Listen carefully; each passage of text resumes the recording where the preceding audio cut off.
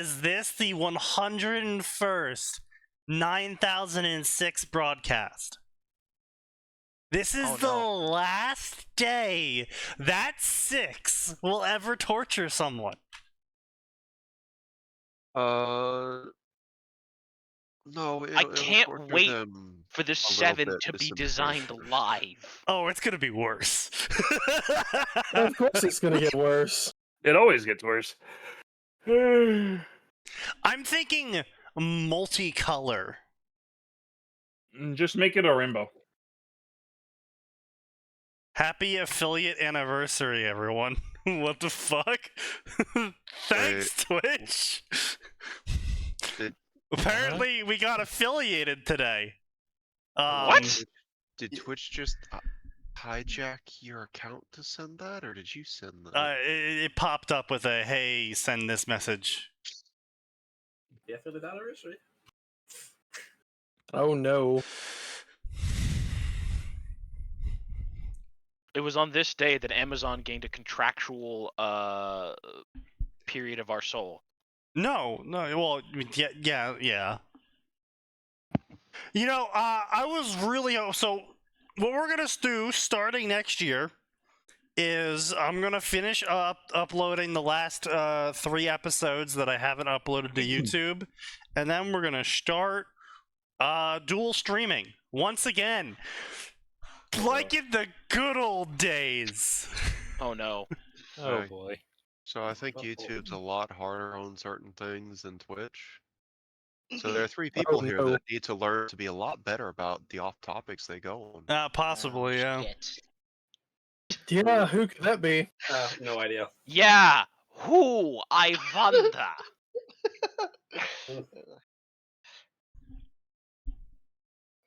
Well, in this list, definitely me. I see in the Book of Grudges, Arn's name has been written at least 12 times. Only 12? Come on, Ro. Come on. I said at least. This is only 1 page. 109 times, one might say. To celebrate the first dual stream of next year, let's bring in Drunk Alvor on episode 1. No. Yeah, The first and only stream. I somehow feel like that's... Tell you what, you can do that on Sneaky Secret podcast. Yeah, we don't do that anymore either. Nah, You we can haven't done that. No. The new podcast is called Sneaky After Dark. Yeah, there we go. But we're already after dark.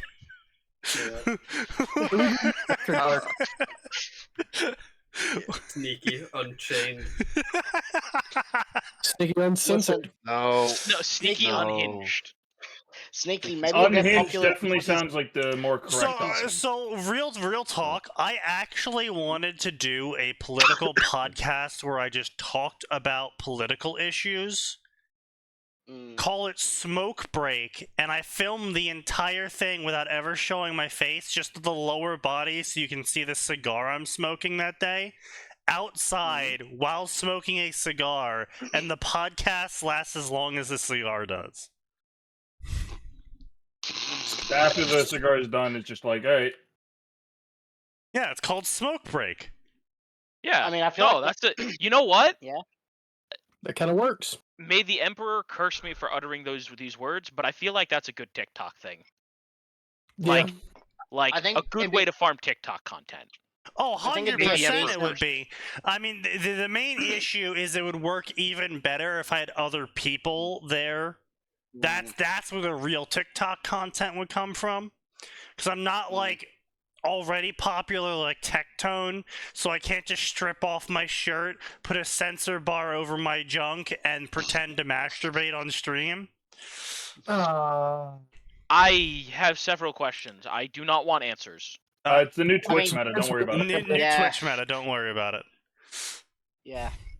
On the other hand, that would probably be a decent YouTube series, although I don't know how popular it would get. That was a pretty quick no. Honestly, I think it would actually be pretty popular. Oh, never mind. I'm depending on how long you about the Twitch meta. Oh, yeah. No, I was talking about the Smoke Break. No, I wasn't. Yeah, same. Yeah. Because depending on how long you make that cigar last, that's what can be about. I mean, they're an average an hour. Oh, really? Yeah, well, fuck. Yeah, I mean, I could if smoke a if your smaller cigar- one, but yeah. If your Yeah. cigar's lasting you 10 minutes, you're either doing a cigarello, or you are inhaling that, and that's not healthy for you. Yeah, I'm just going over there, just. Alright, let me tell you about this real quick, kids! Listen, if some dude shows up, starts chain smoking 5-inch long cigars, mid cigar, Cigars.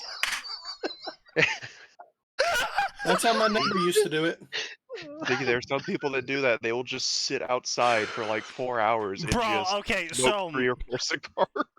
So I have resistance to alcohol. I have not enough resistance to cigars to do that. I have tried to go for like a 2-hour cigar before. Like, it was a big, beefy boy. And I was like super close to puking at like the hour and 30-minute mark. Because nicotine does that. Yes. Yeah, most Yuck. people would just like stop at the 30-minute mark and just save the cigar for another day. Oh, that's what I ended up doing, because, you know, I bought 50 of them for $45.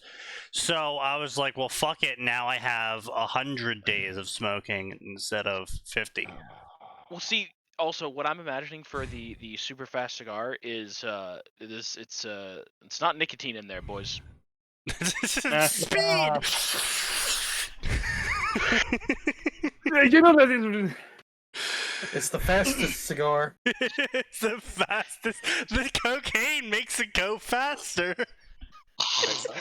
yes. CIA funded cigars.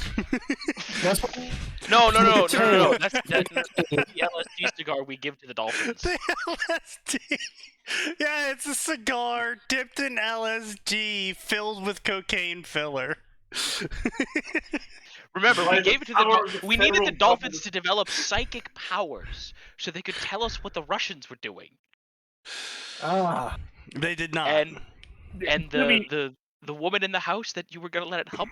I mean, we had to motivate them somehow. We were already giving them the LSD for free. Alright, so clearly you weren't actually doing the experiment because the amount of LSD you bought is nowhere near the budget we gave you.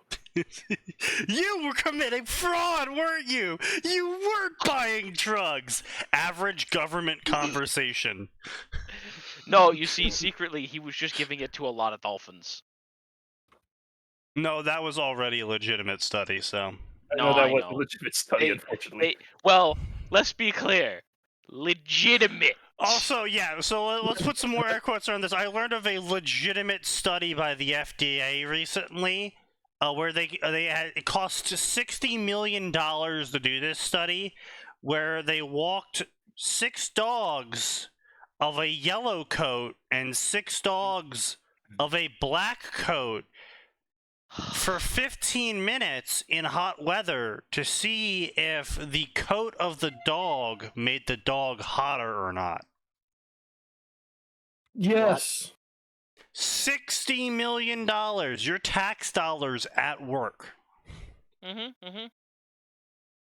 gonna need a receipt for that. There's a lot of LSD on that receipt. And There's an exceptional amount. And I don't mean included in the catalog on the receipt. How the fuck are we going to put this on the expense report? Expense report? Expense report. What's that? Oh, hey, they sound like my engineering department. Just cause an archive fire.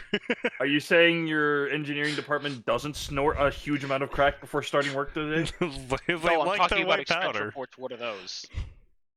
Oh, what? I couldn't hear you. I said expense reports. What are those? You know, we don't. I swear to God, I've watched multiple people who come in for facilities not fucking give a shit what they do to the whole area. And I'll be like, oh yeah, just add it to the expense report. Well, add what to the expense report? And I can just look in the fucking room. For our kitchen, they literally took out the sink, broke the door, and then just let the fucking door hang there. And I was like, huh. I don't know how to report this, but I feel like I should. Report. Duh. Here's my problem. Expense report, shithead. One you file? We don't have one. Then how are you charging them? My engineering projects don't have budgets. They don't have budgets. How am I supposed to tell them no if I don't have a budget? What do you mean they don't have budgets? That's like the They don't have number. budgets! How They the don't fuck? have budget. That's like the number one. You never give an engineer an unlimited budget. That is the dumbest fucking thing in existence. Dude, his engineering department doesn't have a budget, and I don't have a way to complain about facilities on an expense report at all. The only way I can say it is I have to email and say, hey, this engineer did this, and show a picture. But I have to take a picture with my phone, which can't leave the kitchen, by the way. Have to put it away, send it to myself, then send it to the facilities department, and then I have to get we're working on it. And then I never hear about it again. Well, just stop reporting it then. I did. Yeah. I literally just went and fixed it myself. No, don't do that either. Why not? I don't want a fucking door hanging on that could hit me in the shins. Yeah, then just let it fucking collapse on the floor, and then when someone goes, "What the fuck?" you just go, "Oh yeah, facilities did it," and then ignore it. Don't make it your job. This is why you're a bitch. This is why I call you a bitch. I'm a bitch for trying to fix something that's a problem. You're a bitch for doing someone else's job and not getting paid for it. I had to learn this. That's fair, I suppose. In corporate, you have a maintenance department somewhere, probably. That is the maintenance department. That was my maintenance department. Yeah, you don't understand. That's my maintenance department.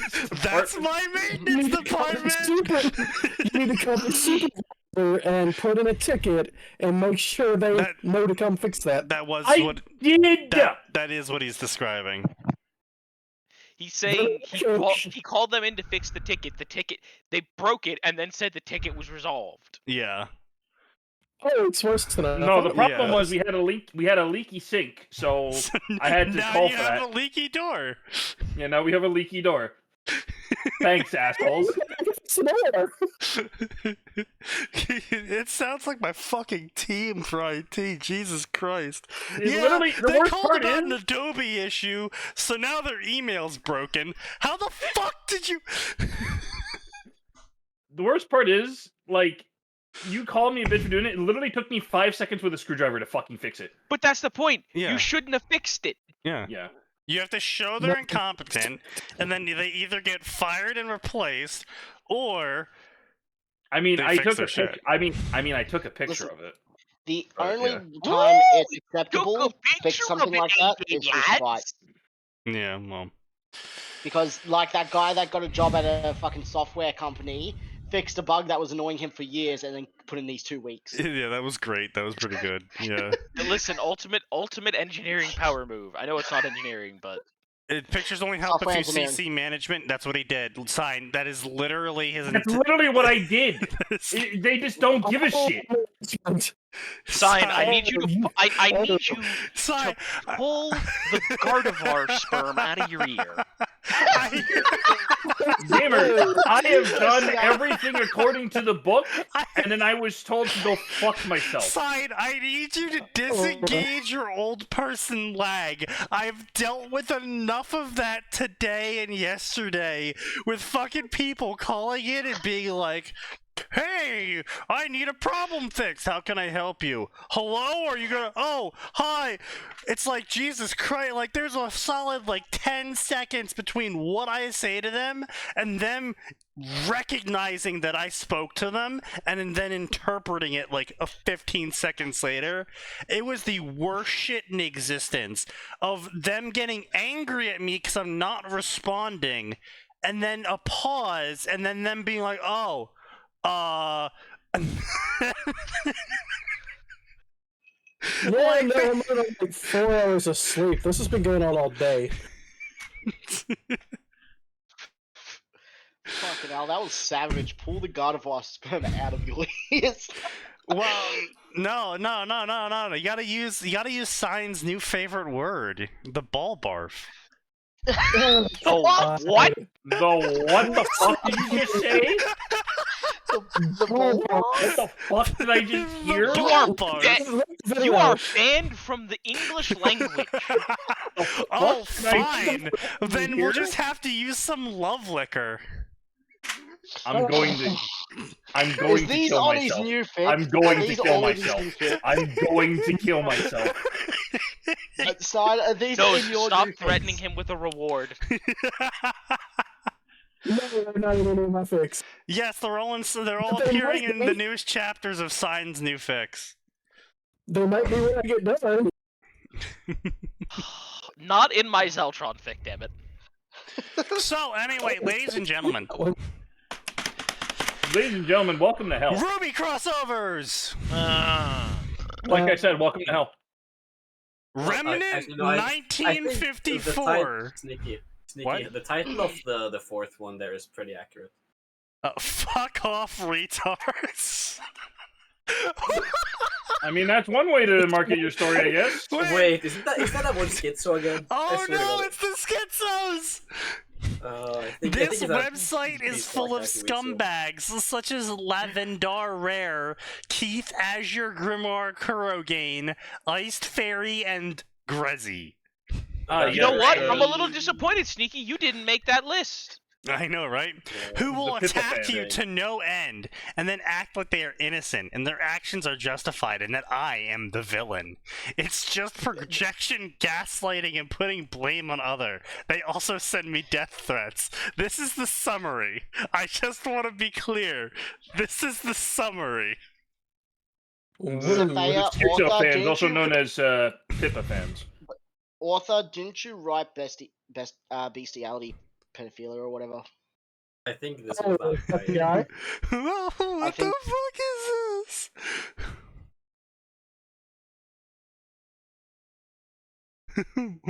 What?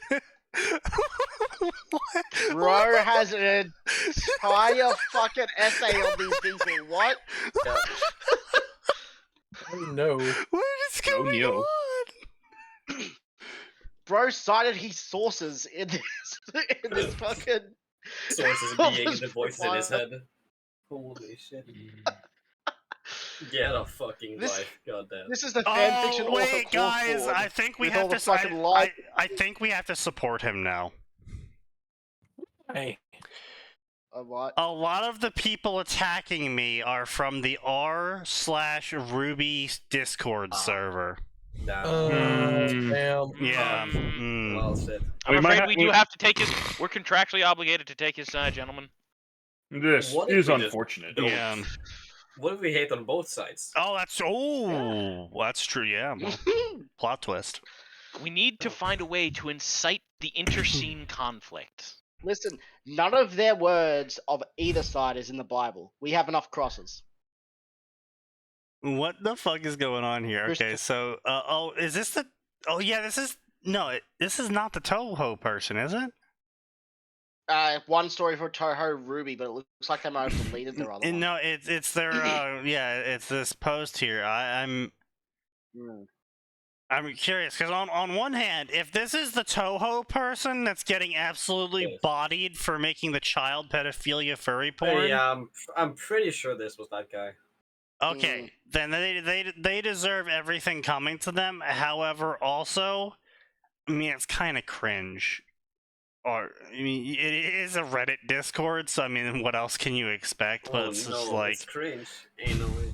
Yeah, but just like being like, I just realized there's an RSS feed on FFN. Oh, what now? Oh god. Oh yeah, there is a fan. Bro, I used that shit for the fucking channel on the SDM. Bro, I'm gonna be real. The mailbox. I know. I'm gonna be real. I literally just set up my first RSS feed this year for all of my webcomics that I've been following for over a decade. Isn't RSS like 20 years old, if not more? Shut the fuck up! Wait, you don't just have a list of places that you go constantly every single day? Yes, I do. It's called Sneaky's Web. It's a fucking folder of every single website I used to go. Like, I would get on in the morning, and I would just open all favorites of that folder and go through the whole list. Which, now, to be fair, though, to me, imagine not just memorizing URLs. back in the day, all of those websites used to update super frequently. Yeah. Mm-hmm. And so I was like, why would I need an RSS feed? They're updating every day. I open it every day. I don't need an RSS feed. But like in the past, like maybe 10 years. Okay. So I'm realizing now that I say 10 years ago, and I've actually started following some of those websites like 15 years ago. Sneaky, let me hit both you and Sign with a double whammy. RSS, initial release, March 15th, 1999, 24 years ago. Yeah. Latest release, March 30th, 2009, 14 years ago.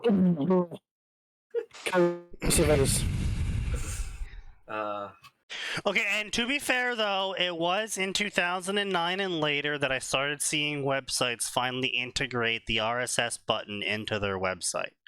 So it took a long time to adopt, okay? Yep. I just didn't. Ever. But then, like, I would say I started to notice a drop-off around 2015 of how often a lot of those websites started updating. And, like, unfortunately, the dead folder inside of Sneaky's web is about 5 times larger than the living and completed folder. And over time, since like some point from 2015, I moved from checking it every day to like Mondays and Fridays. And then I would say it's like 2020 maybe that shit just went sideways and people just were like, I know I said I was going to update every single day, but maybe I'll update this month. Yeah. And I was like, fuck it. I've noticed in like the last 5 years, updating on basically really any fucking site has really gone like to shit. All the things that I followed. Hey, you know what? At least they're not some manga for like, I'm gonna do weekly, and then they're like, I'm actually gonna take a break for 3 weeks. Oh, I'm going to take another break for 3 weeks. I mean, I'm taking another break. If you really think about it, it actually is going to add some more years to yourself, because if you think about it, the reason why they went from updating so frequently is because they were in late high school and in college, and then when the drop-off started happening, they were exiting college, and then when the scarcity of updates started happening, well, they got married and they have a kid now. And they're adults. Or they got into the workforce. Nah, people in the workforce. No, they would still know. Look at these people were dedicated to these websites of various content updating. It's when it wasn't their life, it became their hobby. Even working 8 hours a day, they would still update this shit. And you see that. Yeah. It's just, once you start factoring the kid into it, that's when you start having update issues. Further proof that no one here on this podcast, except possibly Max, should have children. No. I have nieces I look after. The site is probably too old for it anyway, so it's fine.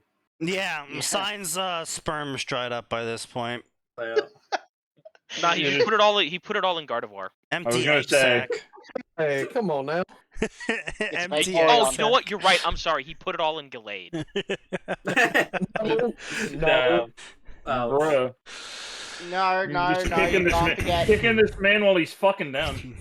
Anyway, with his taste, he put it all into Garbodor.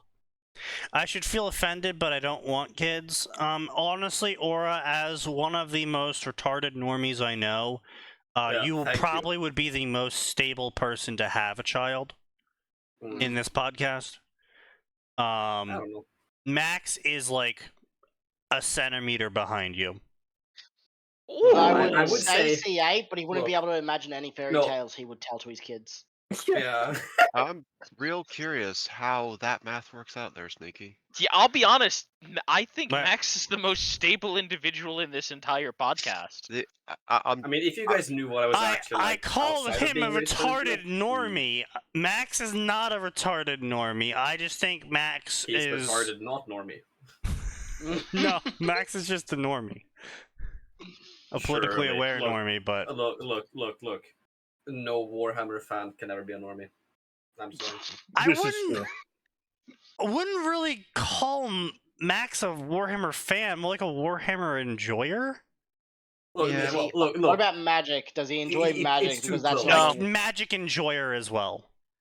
No, I don't do Magic. If you're talking about the card game, I don't touch Magic at all. Well, I mean, you used to, a little bit. For 2 hours. Yeah.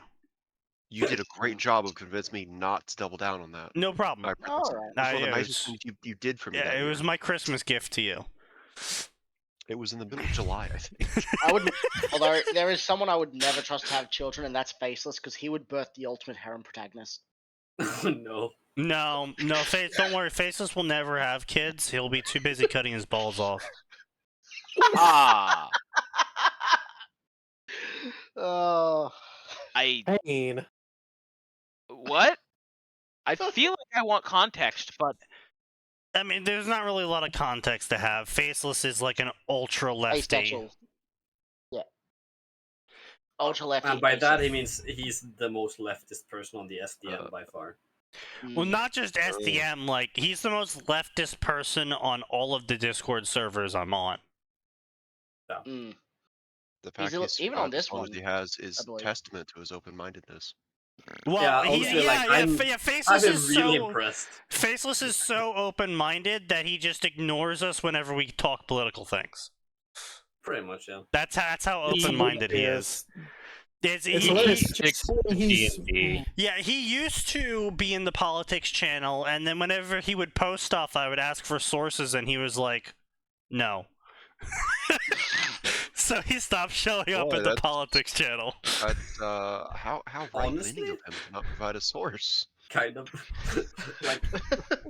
kind of based. I'm not gonna lie. The best source is one you make up.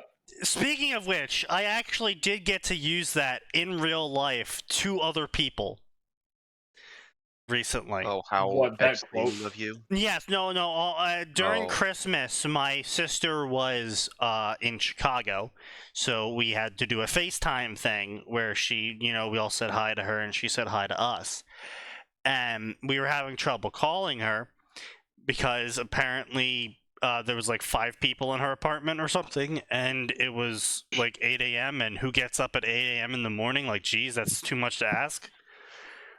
Me, because of my body clock from working. Literally everyone that has a job. Everyone with a stable employment? I have to stay up till 3 a.m. to stay until 8. So, I wake up at 3 a.m. No, that's Ray, you don't count. No, you are totally self-inflicted. That is not acceptable. I'm sorry, Gray, but no, you can't speak here. I'm sorry, dude. Yeah. Like, listen, I would love to sleep until 8. I get up at 6:30 in the morning. Right, exactly. I'm fucking up at, like, if I'm up at 7:30, I'm like, fuck, shit, fuck. Yeah, that sounds about right. Anyway, so point being is that my father mentions that she's living with a partner. And I was like, yes, a partner. And I put air quotes around it, the whole hand movements and everything. And my stepmom turns to me and goes, "Oh, she's in that sort of relationship. How did you know?" And I said, "Source, it's her. I made it the fuck up." I mean, also the source would be, I know her. She's like, "What?" I'm like, "Source, it came to me in a dream." She's like, "Ah." No, the thing is, anyone who uses partner instead of like housemate or something like that it's partner with everything. Yeah, everyone knows what that is. Yes. Also, that too. Yeah, like, listen. I don't care who you are or what you're doing. Grow up and call them what they are. A friend with benefits. Yeah. There you go. Well, we only call them benefits. Yeah, no. What like downsides. Okay. Yeah, friends with downsides. Anyway, we're not going to get into that. What we will get into is this Ruby Overlord crossover. God, can we not? No. The Eclipse over Remnant.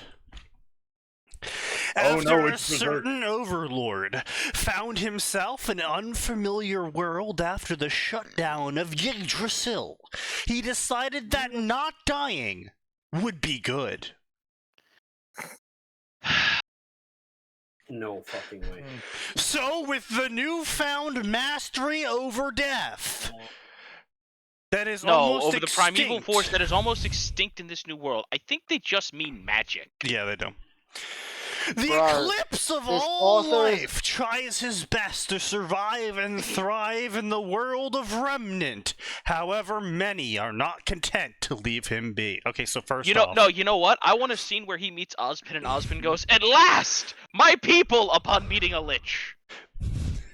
You mean... Ainz goes, "At last! A demi-lich!" Mood kindred. Also, this author is a newborn author. He stayed in the guest reviews. His profile is a month old. What's going on here? Ah. This author is literally a month old on Fanfiction. His profile. November 27th. He could have just made a new alt account. Has no favorites. What in the absolute fuck is this review?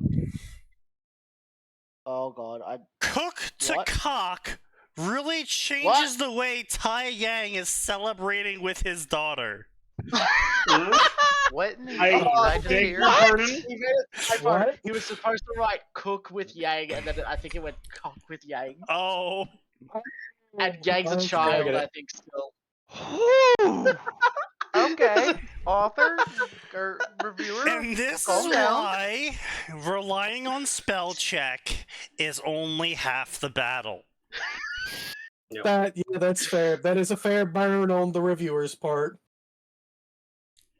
I'll be honest. I had a moment. I was like, "Oh no." Authors fixed it, I believe. Wow. Ty decided to have a cookout to celebrate Ruby's admission to Signal. Yeah, I think it used to be cockout. He decided to have his cock out. Oh lord. He was really rocking out with his cock out for his daughter. Hey, you know what? I bet he stopped after the first time after he did the naked barbecue. Grease landed. The sausage. The sausage splattered a little bit, and it went. Cooking this sausage takes on a new meaning. What are you talking about? That got him his entire team. He does it religiously as a tradition. Indeed. So I will say, according to this review, apparently Nazarick doesn't exist in this story. Which is cringe, because Nazarick is the only thing good about Overlord. Yeah, apparently. No, here's the thing. I feel like you could have had a decent story without Nazarick if you allowed Ainz to be his own character. Yes, but that's not allowed. I don't know. I think the problem is that Ainz canonically basically has no character. He is canonically shaped by everyone around him. He only became the guild master because he spent so much time playing mediator that everyone just looked to him for leadership. And, like, he didn't want to be a leader. He's not a good leader. He just spent so much time mediating everything. Everyone was like, well, you're the only one we trust being in charge. It's like, okay. And it's then the one level-headed guy. Yeah, and then the entire anime everything is just Ainz being basically dragged around by the plot of his NPCs. So we never actually see any sort of characterization of Ainz, but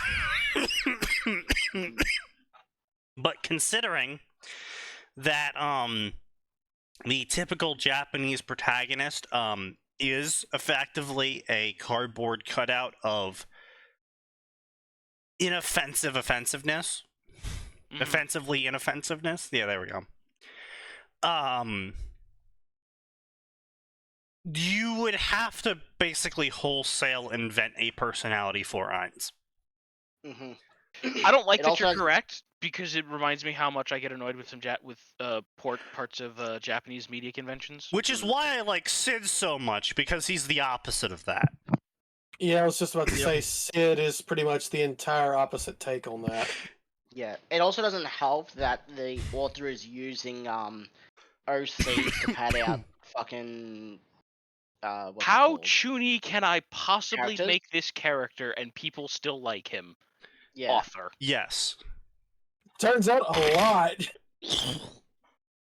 Yeah, but also the author here is using OCs to pad out their characters, so you've also not only got to care about so not Ainz' only have you removed Ainz from the only environment that makes him interesting, you've removed the environment that made him interesting, and now you're filling the gap with a bunch of NPCs we don't give a shit about because they're all OCs. Mm-hmm. Wow. Also, the end of chapter 5 seems to be that the what's it called? What the fuck was it? Administrative AI or whatever of the Overlord game seems to be coming to Ruby for some reason, or giving Ainz power. I don't know what the fuck this means. All I know is that to make themselves look good, they're looking to Overlord Ruby crossover I've ever read. You should make Ainz race change a bunch of Ruby characters into undead vampire demons to make his own faction. To translate this, the author wants vampire ladies because that's his fetish. Probably. Okay, fair. Well, I mean, yeah. Then go play 2006 Yu-Gi-Oh! There's plenty of them. A, yes. B, also, might I suggest the Curse of Strahd? Small issue. You then have to have a DM play Curse of Strahd. What the fuck? Yeah, I don't know. Well, I mean, we're all the end of in the realm of chapter 5. fanfiction, I don't know what the so fuck we're just hoping for things that aren't possible. I will say, I had the best fucking hero moment in absolute existence in the Curse of Strahd, where Johnny Bravo punched Strahd in the face for 192 damage. He would. He definitely would. Now, mine is not Curse of Strahd. But one of my DMs was running a thing where avatars, god avatars, were getting out of control. We're getting a little out of hand in D&D. Sure. Avatar of Death tries to recruit my character. My character thought long and hard about all the lessons of friendship that he had learned. Proceeded to just say, I'm just going to sneak attack the Avatar of Death.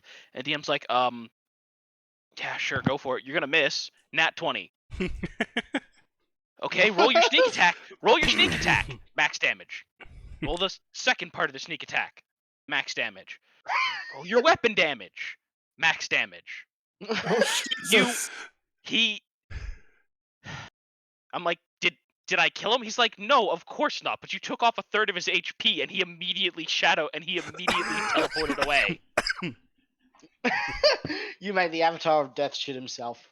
You made the Avatar of Death use a fate point. Good job. That reminds me of the time listen, the DM punished me hard for that because the Avatar. He essentially made it an anime gag where the Avatar of Death is now convinced that I'm sandbagging everything. Oh. I mean. Oh no. I mean, you know. I did have a moment where the DM tried to do a whole monologue thing, and my character was literally Bloodborne Hunter with a gun. Ah, yes. And so he's like having this creature monologue about how it's gonna like kill us and shit. And I was like, I shoot it. He's like, okay. Talking isn't a free action. Roll to a hit. Nat 20. Listen. Okay. Some of the most respect I ever had for my DM was he made monologuing one of his boss's legendary actions. You have to sit here and listen to me talk. That's great. It's like, okay, well, he's been talking for way more than 6 seconds. I'm going to attack him. It's like, no, he used a legendary action for this. Did you Did you really? He did. Oh, that's great. Respect. I respect that. Yeah. I was like, I hate you. I respect you for it. I'm glad that most of the DMs that I've had are willing to let dumb shit happen. Like letting you jump into a giant's like hand and go, throw me, and it somehow works. My personal favorite was we were the dwarf on, artillery system definitely seems to work pretty well. Oh, it does. My personal favorite so far. Tactical dwarf. Oh, I saved this motherfucker too. He did. The tactical dwarf saved the elf monk. But what I was gonna say was we were on a sand skimmer chase. Right. So like listen, our DM didn't even try to hide it. He's like, all right, listen. So I just stole the sand boats from Avatar. Fair. We're all like, okay. Solid design choice. Good job. And we're desperately trying to trace these guys down. Right. And finally we get to within like 110 feet of them. And because I was playing a more defensive mage, I had taken Wall of Stone. And I was like, hey, DM. It says the cast time is instant. And the DM, I couldn't, this was over the internet, so I couldn't see him. But like, I heard him slump his shoulders as he said, go ahead. I was like, I'm sorry. No, you're not. I do appreciate that my current character that I'm playing with Faceless is 0 or 100, as Aura can concur. Yep, it is. Gray. Where I am spending a majority of my time not doing anything, and then finally combat will happen, and I still don't do a lot of anything, and then suddenly I'll be like, hey, this boss shows up! And my character's like, I attacked them for 3 attacks. Nat 20, nat 20, nat 20, nat 20, nat 20. Oh god, that one. Pandemonium! Spark! Sneaky, I hate you for that, just from the sheer bullshit of like, what in the actual fuck? That was great. That attack did 234 force damage. You had 3 nat 1s and I think a nat fail, which you re-rolled. 3 nat 20s, but I re-rolled the nat 1, yeah. That was still so bullshit. It was like, what the actual fuck? Your character goes from 0 to 100, like, I have no in between. I'm either assassinating people outright, like, the DM had this whole fucking character arc for this, like, you know, not quite big bad guy, but he's definitely, like, Fisk levels of evil. And, like Wilson Fisk? Yeah. And the DM is like describing this scene. It's like an after attack of this massive monster attack that this guy basically sort of allowed to happen because he was the governor of the city. And he was working with the people that did the attack. But we didn't have any proof of it besides my character fucking rolling like a 44 for stealth to avoid notice on a bunch of high-level characters who were having a meeting with him about how they're going to attack the city, and I managed to overhear it all. So, it was a 32 Operation at level Child 6. Murder is a go. I'm sorry, could we call it anything else? Yes. No. So, he's describing this whole scene, you know, we're all recovering from this giant attack that happened, and he's, you know, he's like really going into the monologue about how he's like smugly staring over everything from like this balcony, and I'm just like sitting here with my 32 stealth roll, casually walking up behind him, gutting his throat, and then walking away. And the DM's just like, oh, yeah, I guess he dies. To be fair with you, that's kind of a natural response. Like, what do I do about this? This wasn't planned. Sneaky has just done something that has completely uprooted all of my plans. Again. Oh no. Anyway. But Yeah, no, Pandemonium Spark, definitely top 10 out of 10 Warlock ability. Always take Pact of Fire. Whenever you, it turns your Eldritch Blast into an Explode dice. Ooh, nice. Huh. Which can go... Because that's balanced. Well, you know how Explode dice work, right? Yes. Okay. Yeah. Well, let me rephrase it. I assume we're talking Explode dice in the Warhammer Fantasy fashion. If not necessarily the exact mechanic, but... if you get max damage, then it rolls another dice. Yeah. If he rolls max damage there, it rolls another one all the way up into 5. Okay. It's 4 for normal hits, 8 for criticals. But Faceless also, this is the best part, Faceless also runs a critical table of critical successes and critical fails. That's a lot. One of the critical successes is your dice are set to max damage. Oh. That seems like an oversight. It is. Oh no. It is because this wasn't made. They were not made in the same book, but you also have to keep that's in what mind, I'm saying. I am rolling That's an a oversight. D100 for this. It's a D100. I have a 1 out of 100 chance of getting that effect. You be quiet. We've had that happen multiple times now. You're welcome. We've had the max damage rolled at least 7 times because it's multiple things. And then there's the fun ones where it's max damage, now quadruple it. Yeah, see, I preferred the Warhammer RPG way of doing it, which was,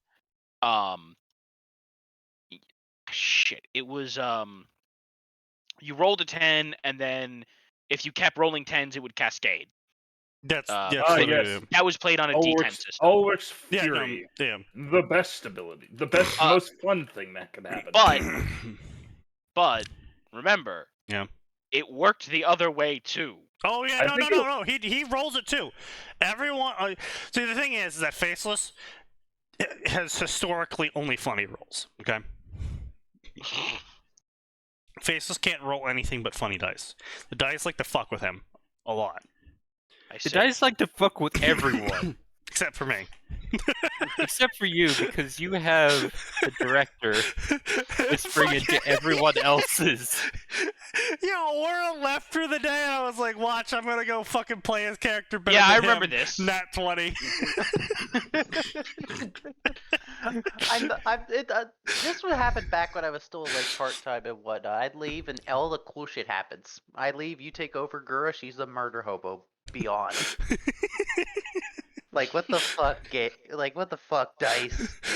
Like, the best part is like, this is not a one-time occurrence. This has happened multiple times now. Yes. Well, he'll leave, he'll be using his fucking trident and spear this whole fucking game, and he's just not hitting anything. He's getting the shit kicked out of him. He can't hit anything.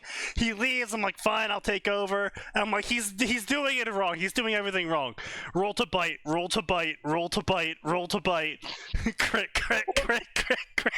I've just basically been doing that now, because like it's the only thing that works. The dice want the biting. I mean, you're playing as Gura. I know. It's a short. You're supposed to bite. True. Anyway, so there's about 4 pages of everyone sucking this dude's dick about how amazing Eclipse over Remnant is. And honestly, it's dog shit.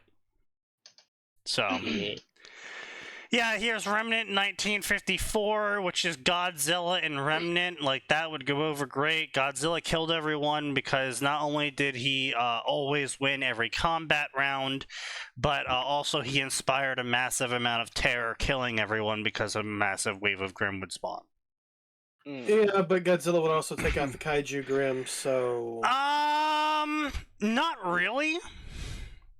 He kills anything that challenges him, and they would challenge him. Godzilla is the guardian of the planet, and unless the Grim would go for him, which we don't know, because the Grim only attack humans and Faunus, Yeah, they wouldn't go up. They wouldn't challenge Godzilla. Especially because, thanks to the gods, isn't Grimm like natural to the planet because they also were made by the gods? Yes. So technically, Godzilla would protect the Grimm humans. Yes. Oh no. Yeah. Like, all of the times Godzilla protected Japan was because the monster attacking Japan was like some sort of hyper-mutated alien, or was some sort of like rampaging beast who wanted to sprout volcanoes all over the planet, or, you know, other generic shit like that. It wasn't because Godzilla cares about humanity at all. Except for the time it was. Yeah, you shut up. Remember the Moth Twins? Yep. You shut. Yeah. Anyway, so Fox of Remnant remake by Zagger the Bloody Angel. Do you guys think this author likes Adam Taurus? Let's see here.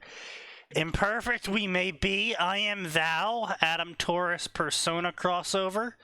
Yes, with Adam as the wild card that makes bonds with everyone. That makes no sense at all.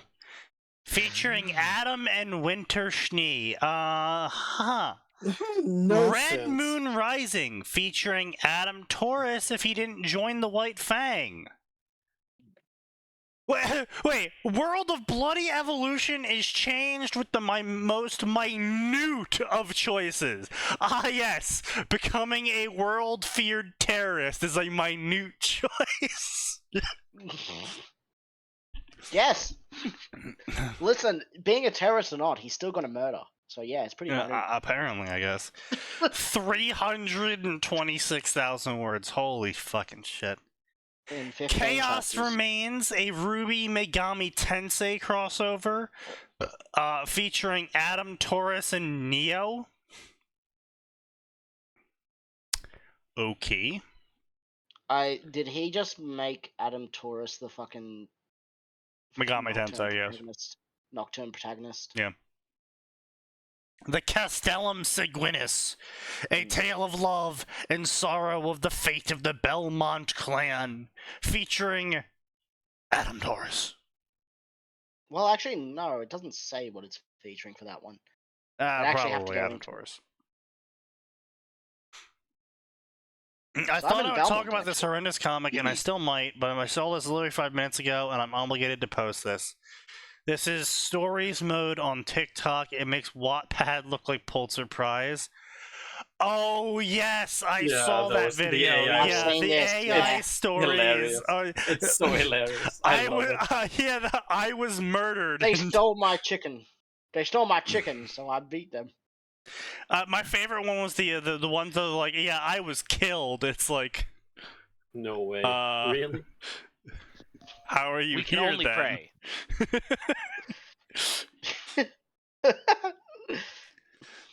Anyway, so Zagger the Bloody Angel. I've heard of this guy. Yeah, oh, you have? Oh, He holy was shit. big in the Naruto section once upon a time. He was in the what? So who now? The Naruto section. He was big in the Naruto Yeah, I mean, 56 stories. Yeah, he's got 56 stories. He's been posting since 2007. He's got Naruto, Devil May Cry, Final Fantasy, Zagger the Bloody Angel. Final Fantasy, Claymore, more Final Fantasy,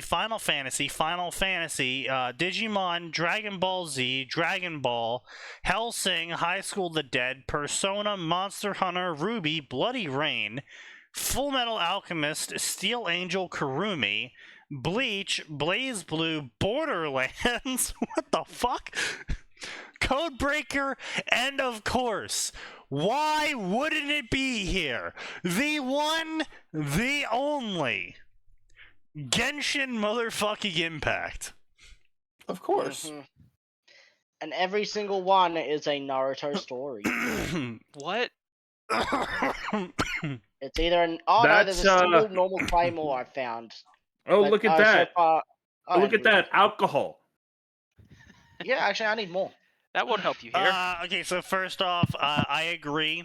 Anyone that says Sheetz is better than Wawa should be put to the death. What is both of those? Sheetz is a New York brand. So it's trash. Pit Stop. Wawa is I don't know. Did that start in the South? I think that started in New Jersey. Oh, it must have been New Jersey. The one problem with the fucking GIF is I keep remembering the fucking weather. I'll be honest. Literally just hear. I literally just hear the fucking CJ's Big Smoke fight. Listen. I hate it. All I gotta say is this: Wawa. I understand that it may have started in New Jersey. It sounds like some kind of Australian abomination. Okay, look. So first off, let's be clear here. Wawa is quality. I haven't had it. I can't comment on that. I'm just saying it sounds like some 10. kind of Okay. I'm just saying it sounds like some kind of Australian abomination. Yeah, well, fuck you. Okay, so like Wawa is like the guaranteed safe pick, right? It's never gonna be amazing. It's never gonna be great. Gotcha. It's like hitting IHOP at 2 o'clock in the morning. But it's also never gonna be shit. Okay, it's like so it's gonna be a Jolly Miller. It's a perfectly balanced 5 out of 10. Their food is their gas is their prices are It's all Their bathrooms are clean. Listen, you know what? I'm behind that, right? Because like when I'm in like a brand new place and I don't know where to go, there's nobody I can talk to get suggestions on what to eat. I'm like, IHOP, shit, where's Wawa. an IHOP? Yeah. Denny's, right? IHOP, Wawa. I fondly call IHOP the house of mediocrity. You're not wrong. Yeah, it's just like Denny's. It's the nicest thing I can say about IHOP, yo. I've never been enthused about going to IHOP, but you know what I also have never been? Disappointed or food poisoned. Yeah, true. Same with Denny's. Yeah, same with Denny's. Waffle House. It's not Waffle House. Waffle House is for Fight Club.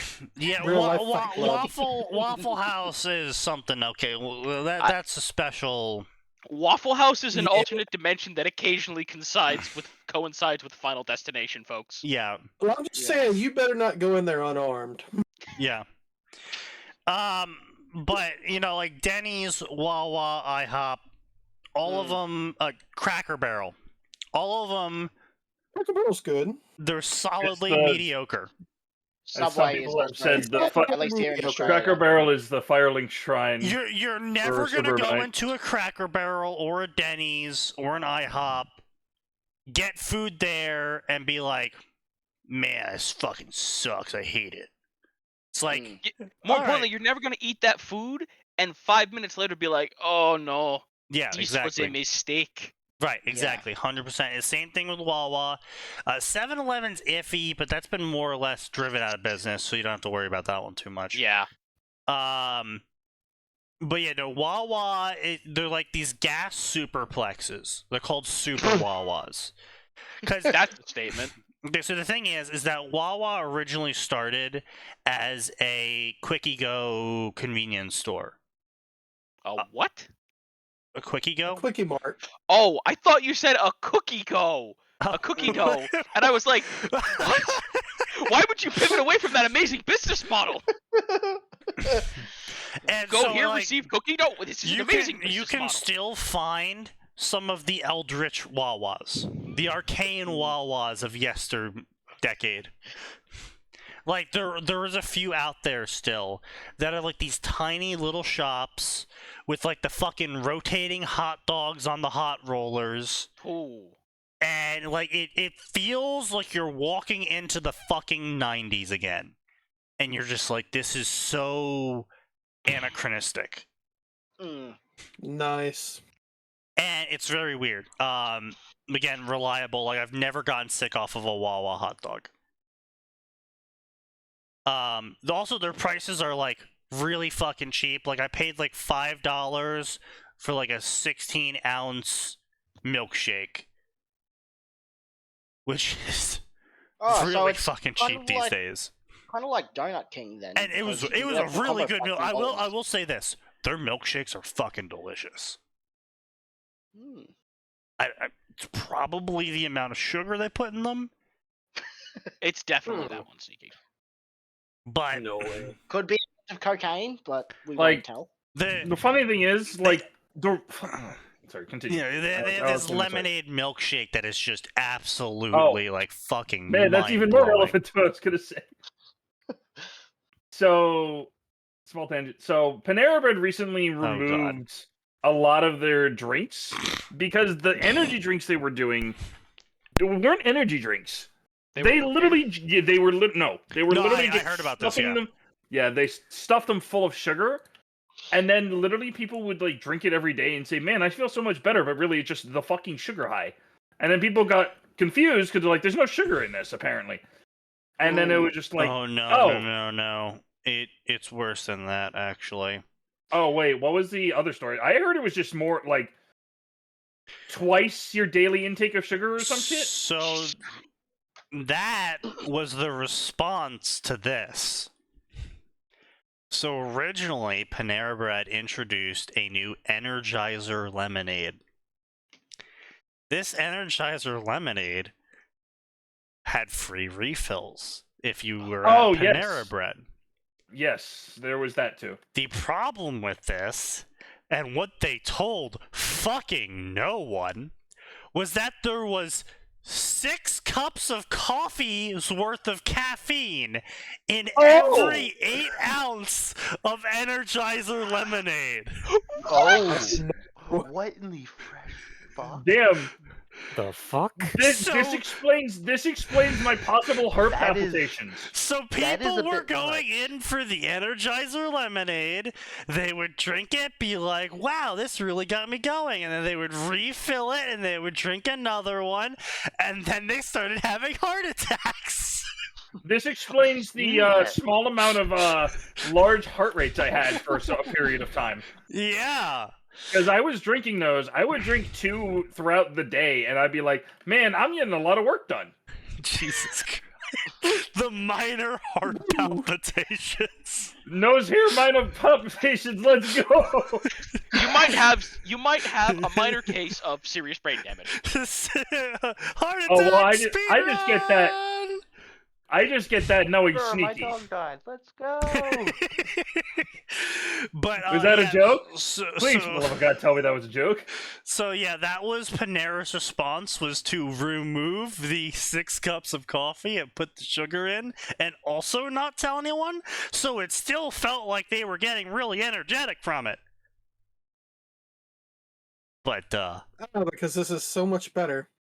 Yeah. According to the U.S. government, it is. Yeah, well, according to the U.S. government, Taco Bell serves meat. Asterisk. They do. They serve cat food grade meat. Yeah, horse anus. As I said, meat. Asterisk. Only a little bit of human in there. Caffeine is how you unlock superpowers for autistic people. True facts. Also ADD people. Yes.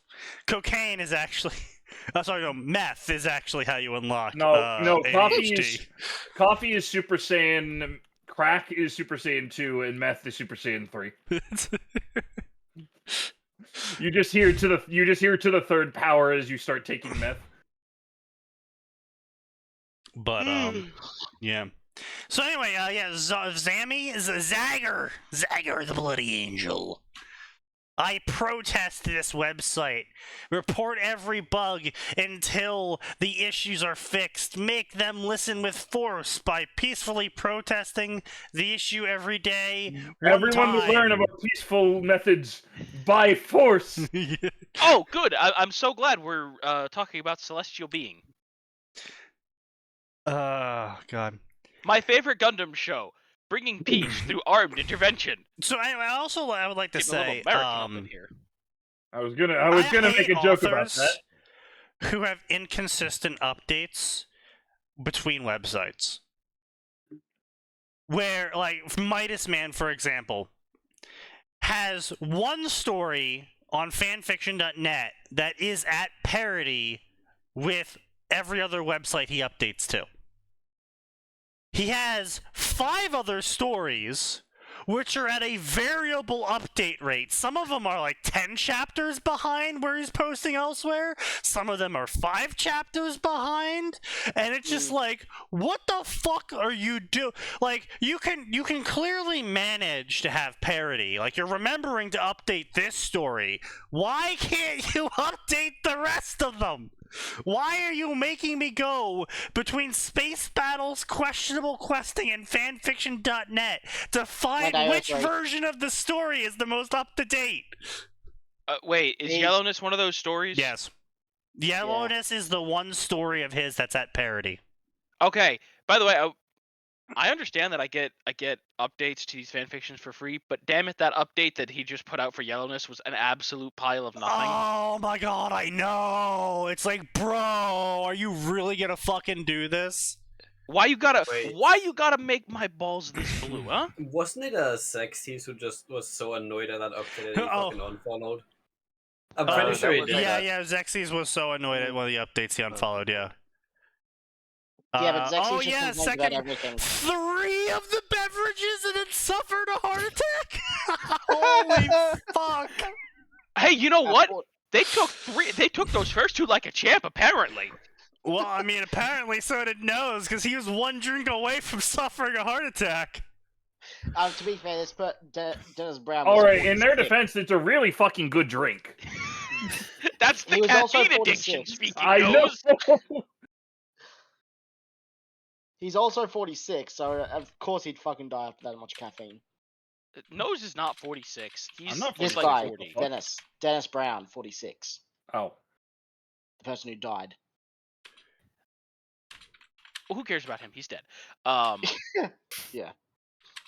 It's funny. I've been told, like, man, you seem much more tired recently. I don't know why you seem so tired all the time. And, like, the reason is I don't have a fucking caffeine, like, drip feed stuck in my fucking blood. Yo, wow. Second death. I think my favorite part of this is blamed for a second death. Like, they didn't learn. No. The implication there is that the lawsuit, they're like, look, you got 1 person. That's fine. And then the FDA was like, up 2. You know what? Hammer down. That's 2. 2 strikes and you're out. Isn't it 3? It's 3. We can give you 1 more. We can give you 1 more. Look, their sandwiches and their soups are really good. That's when they hit him with the meme. Is 3 a lot? That depends on the context. Sandwiches? No. Murders? Yes.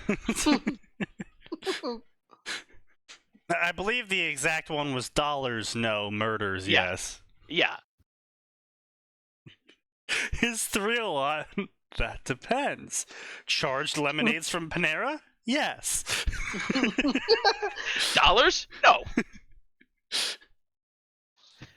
No, Sneaky, new version of the meme. Charged lemonades from Panera? Yes. Murders? Also yes. They were all COVID deaths. The amount of times that Ibu's been bullied on stream? Yes. How can she get bullied? She knows all of the tricks. That does not stop chat. That does not prevent from being bullied. It just prevents you from getting D's-nutted. Not even then. Yeah, didn't she get... They did eventually get her, but, I mean, she stalled him for like a good 3 months, man. Hey, you know what? I just realized something. Gardevoir would be immune to D's nuts because they're psychic. I thought they're empathetic, not psychic. Well, I mean, you just have to think of the joke after you say it. Well, no, most psychics would be immune to it because most of them have all future sight. Yeah. Slowpoke would be too slow to react to it. Vast, unimaginable psychic powers, yes. And you use them to keep people from getting you with a D's nuts. Yes. Fucking traitor pokes their head around the corner. She says, D's nuts. Damn it. Damn it! What the fuck, Riordan? What? What? Fucking what?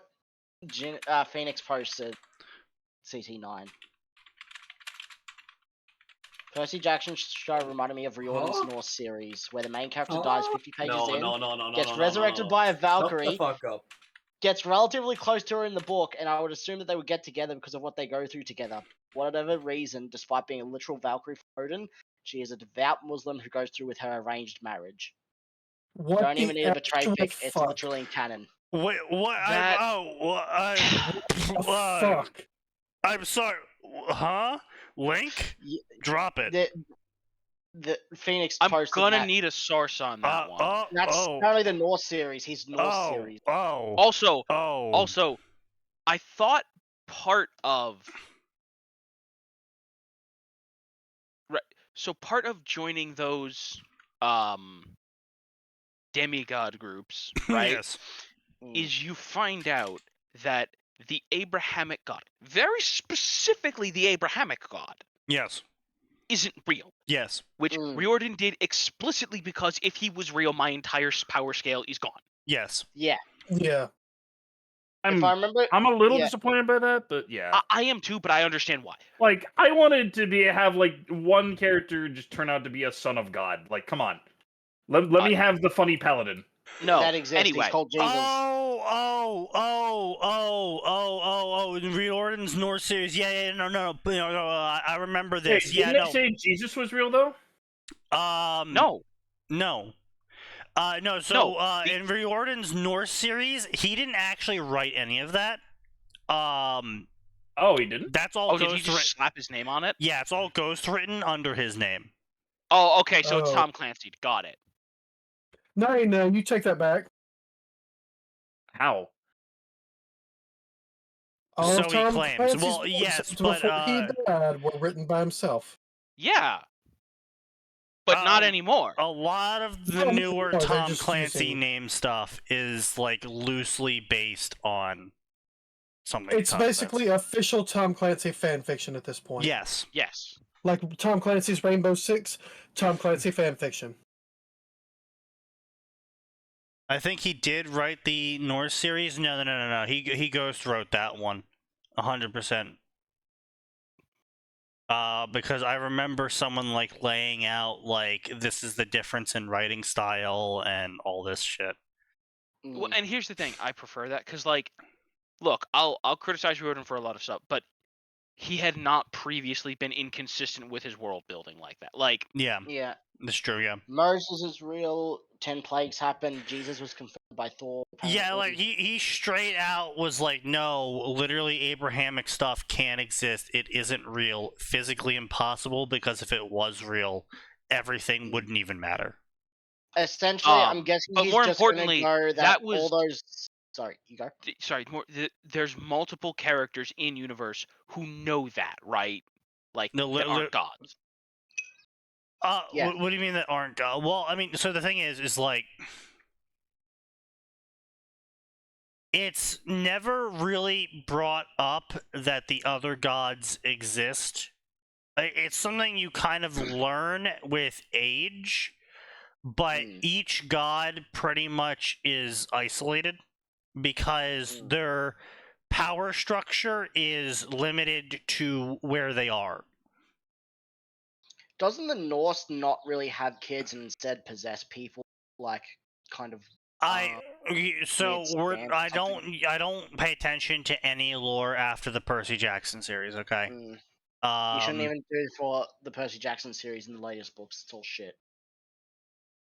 Well, anyway, I mean, yes, but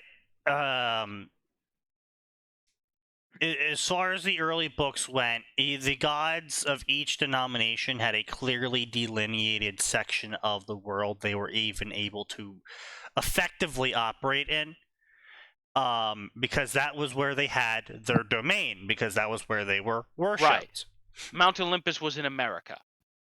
And the Greek/Roman gods were unique because they tied themselves to the idea of Western, and so wherever the heart of Western civilization was, that was where Mount Olympus would be.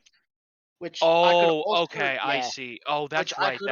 But so Norse is actually limited to San Francisco, apparently.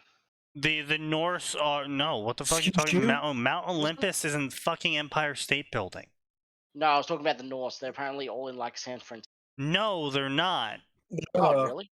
No, they're in Scandinavia. Oh. They can't leave Scandinavia.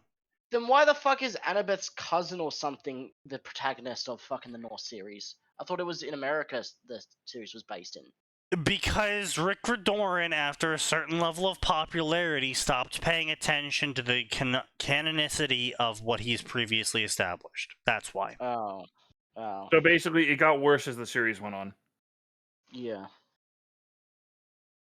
Which, it didn't get worse because the power scaling got weird or funky, which later on it did, but it got worse originally because he started letting other people write books under his name. And introducing a whole bunch of really fucking stupid lore into the whole thing. But yes, before the Norse series, they were limited to Scandinavia. The Irish gods were limited to Ireland. And, like, they could technically cross the border. Like, why Kronos was able to be in Alaska, because Alaska is not technically part of the like, people don't think of Alaska when they think of the West. Mm-hmm.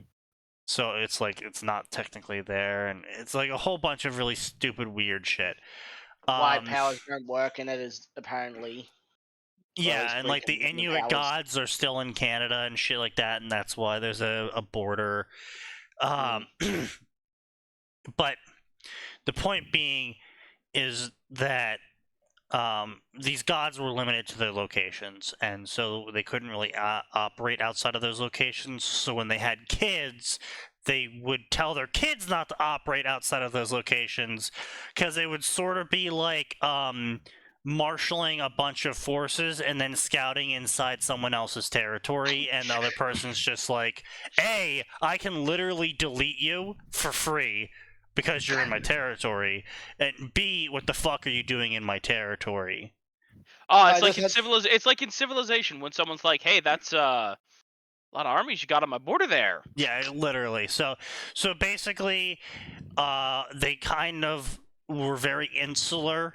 They didn't really let, like, you would obviously find out over time by just sheer dint of time that the other gods were all real, obviously, but as kids, they didn't really tell the kids, oh, by the way, the Egyptians and Norse are real too. But, so, like, is like an international vacay just verboten for all of them? No, apparently once you get in contact with like other gods or pantheons, then you're basically hidden away from even your parents' sight by the mist, because you technically count as both, I believe. As soon as you technically count as also being a part of that pantheon, as soon as you make contact with. And pantheons only see through their own mist or something, I believe. I think that was a thing. Well, that's not a thing in the original books. So yeah, no. What I'm talking about, man, I'm talking about like on the well, we don't let them go to other, but it's like, so what? The kids want to go to like Japan, and they get told and Poseidon comes down. Sorry, Percy, you can't go to Japan. That would be an international incident, son. Effectively, yes. Well, no, there is one, but you can go to this place here. But if you make why is that? Buddha's there. True enough. Start absolutely nothing and you'll be fine. So why is everyone so afraid of that one area? Oh, that's where the Monkey King lives. The thing with Indian gods is that they're all kept in check by each other, as far as my knowledge of the Indian pantheon goes. Is that, yes, technically they have a super giga creator god and a super giga destruction god, but like all of the gods are technically playing like fucking 5D chess, and they all have each other in checkmate. If I remember correctly, the three strong gods, the Trimurti or whatever, 2 are against each other, and the last one like a peacekeeper. And even Shiva is like, yes, Shiva's the destroyer, but Shiva's not like this evil god that actually wants to destroy everything. Shiva's like this god that's just like, yeah, everything's gonna be destroyed on the chosen day by me, There's nothing you can do to stop it, but I don't really have to do anything until the chosen day. So fuck it, I'm gonna party. Because I know I'll win. I don't have to work for it. I'm going to win on this day, and you all die. So until then... Yeah. That's as far as my knowledge. And yes, he does have, it does have an antagonistic relationship with, Indra. Indra is the king, technically, yes, but the Smurdy is stronger than him.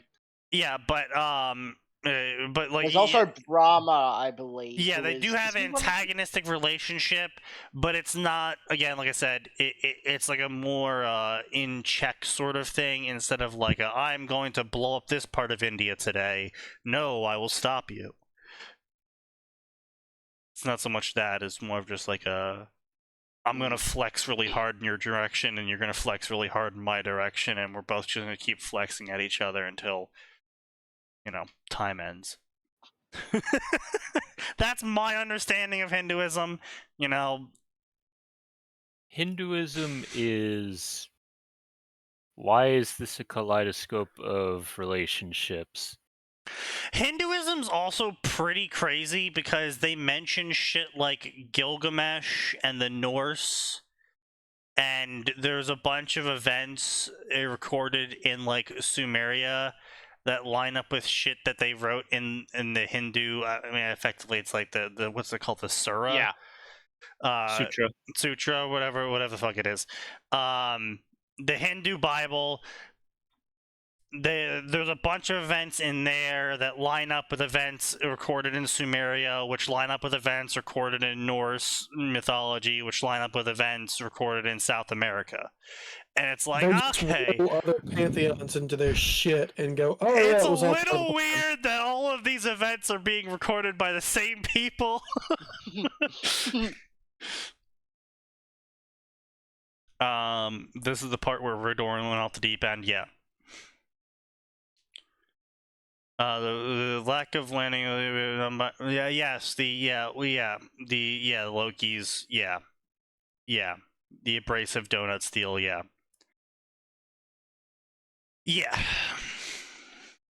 There's a reason why a lot of people lost interest in the PJO series, and it was partially because they grew up. It was also partially because the books got really weird the longer it went.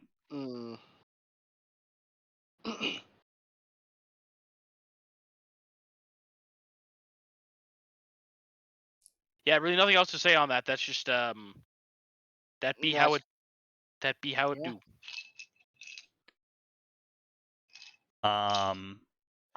Goddamn Azure Lane. I love the fact that if you ever go to Japan, you can literally just bribe every single god with alcohol. They know how to party. I mean, you can do that in Greece as well. Yeah. Nah, you gotta give something else up there. Instead, it's alcohol and booty. Yeah, it might be your... Yeah. Now, listen. I know we've had our problems in the past, but I brought booze. Annabeth gets disowned by Athena? What the fuck? Wait, what? Apparently in a later book. Well, that makes things really awkward now that she's a gay black lesbian in the show. Oh no. Sneaky, Riordan's been playing 5D chess.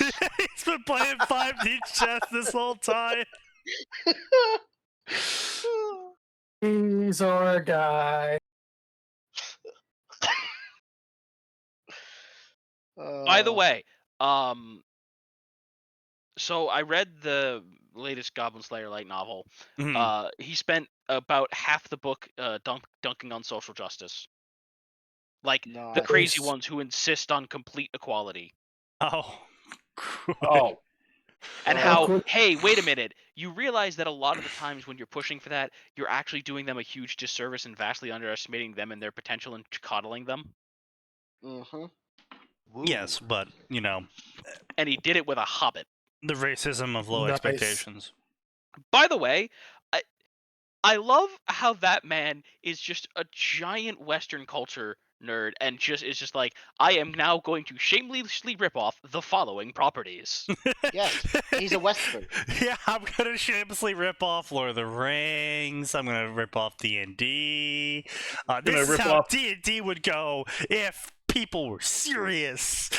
I have decided to put Guts from Berserk with this female paladin OC. Fuck you. Isn't the female paladin the one who's already saved the world, and she only did that because Slayer saved her from goblins? Pretty much, yeah. Yes. So no. That's the other paladin. This is one that's in the quote unquote starting town, which has a lot of super high tier adventurers for some reason. Well, no, I where like else the are you idea. gonna retire? Where else are you gonna retire? Yeah. Oh exactly. no! None of them are retired.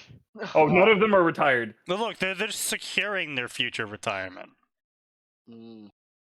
Anyway, so let's talk cringe.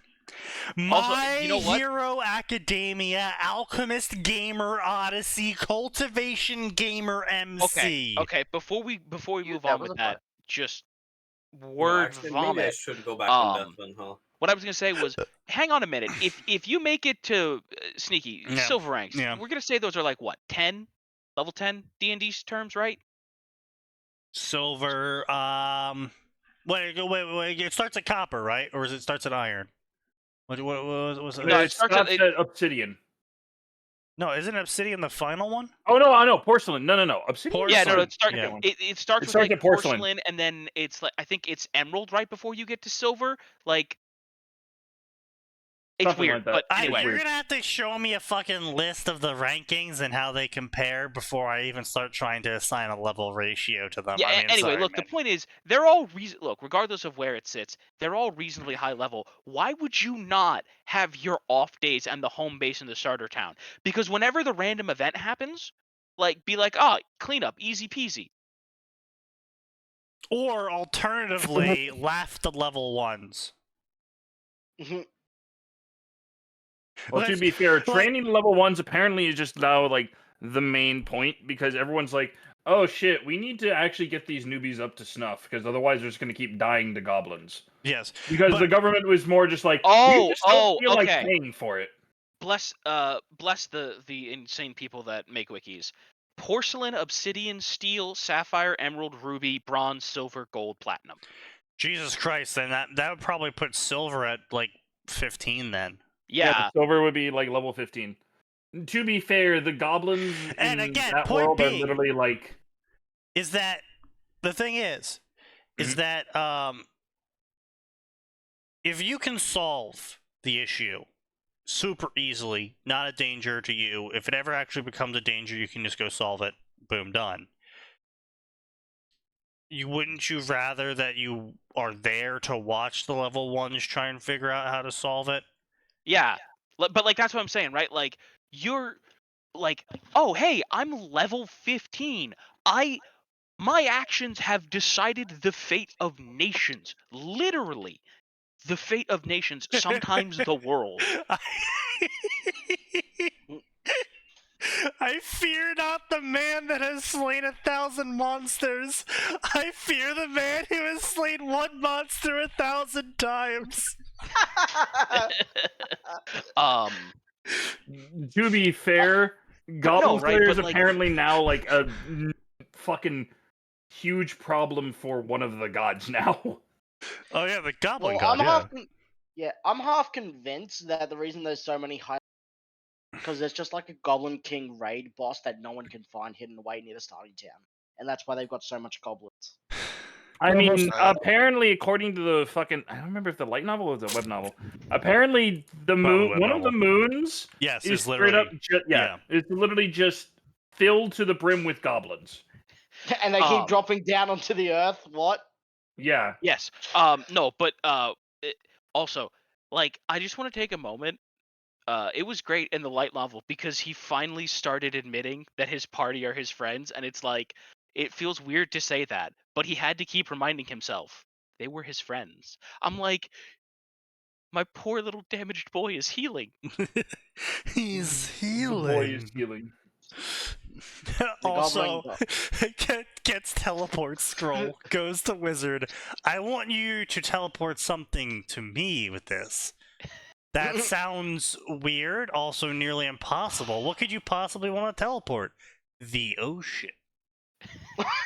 I'm going to teleport the ocean. Okay, that's more doable. I'm not gonna No, ask Sneaky, why. remember, it wasn't teleport. Sneaky, it wasn't even teleport. It was gate. The man could have summoned demons, and he's like, I'm going to open a gate at the bottom of the ocean. Why? I want this gate Have you to ever be he's of bottom of the ocean. Wait, no, he wasn't. Greetings. No, wait, no, he wasn't fighting a demon. He was fighting an ogre or some shit. Yeah, he was fighting an ogre, but he's a gate to demons. Point being, it was a very rare scroll, and he was like, instead of using this scroll normally, I shall now do the ancient pastime of weaponize the fuck out of it. Yeah. My favorite part is he wasn't weaponizing it as a water cutter. It was supposed to just be flooding a warren. Yeah. He found out about the water pressure after, like, oh wow, that's cool. Isn't this handy? I just learned some physics. I'll have to remember this for the next time I fight a Slayer goblin. used hydro pump. I love how the main villain was just like, I'm sorry, you were going to use this against a fucking what? you were going to use this. Goblins. That was glorious. Goblins! The sheer indignancy of, like, you were gonna waste something. Oh, good lord. That was just a great scene. It wasn't the main villain. It was his party members. The villain of the arc literally was like, you would waste such a thing on goblins or something like that before he died. No, I swear this. No, literally wasn't. No, no. The I know his party ogre, said it. The ogre did have that moment, but the party was also like, why were you carrying that for goblins? Yeah, the party were the ones that were making the big deal of, like, bro. Yeah. No, the monster he fought also did have him like, you were gonna waste that on goblins? Oh, he did? Okay. Followed by I'm no better than a goblin in this fucker's eyes. Did this bro really just kill me with anti-goblin tactics? Just so people understand, by the way, those of you that have not played D&D, which Goblin Slayer is 98% a ripoff of, and I mean that in the most loving possible fashion. Oh, absolutely, 100%, yeah. Gate is a 9th level spell. 9th level wizards are the kind of people that square up to God. Yes. And get away with it. Actually, though, yeah. Yeah. Oh, good times. So I want to be clear. Gate reaches across dimensions, all planes of existence, and you can call something to you or go somewhere. Notably, in the past, wizards have used Gate to shoot a beam of the realm of entropy at someone. Or transport them to the realm of entropy and laugh as they take all of their HP and negative HP damage. Just to be clear, when you cast the spell, you can speak the name of a specific creature. A pseudonym, title, or nickname will not work. If the creature is on a plane other than the one you are on, the portal opens in the named creature's immediate vicinity and draws the creature through it to the nearest unoccupied space on your side of the portal. It's like every isekai ever. And the spell then goes on to specify, you have no special power over this. The Gate is literally the wizard saying, square up.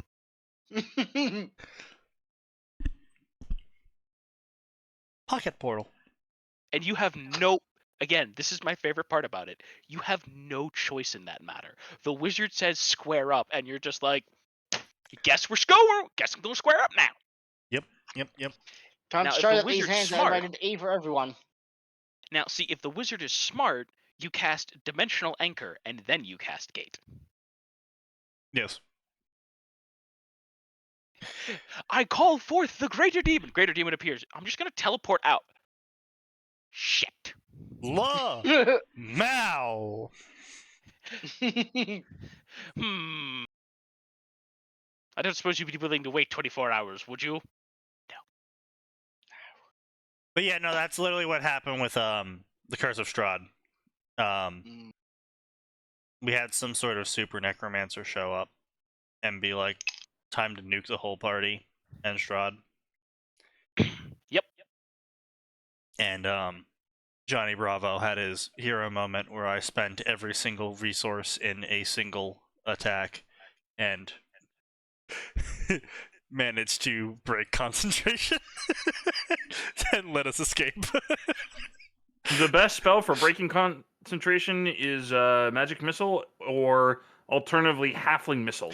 The best spell for breaking concentration is doing 194 damage in a single attack, making it physically impossible for them to not break concentration. True. Well, I mean, you don't even need to get 194 damage. You just have to get, what, 60? I think when you hit 60, it then becomes mathematically impossible.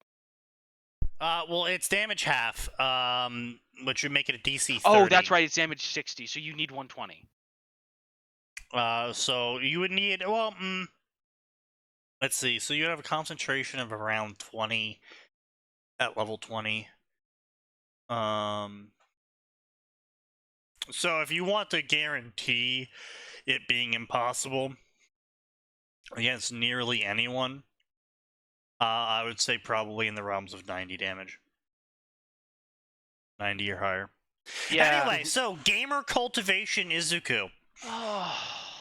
Izuku wakes up one day to realize he has gamer quirk, and he now lives as RPG character who cultivates and summons servants across time and space. Shut up, shut up, shut up. My name is Dark Lord 331, and today I bring you a special story. This special Is it a story about how you gave up on writing forever for the sake of all mankind? If only.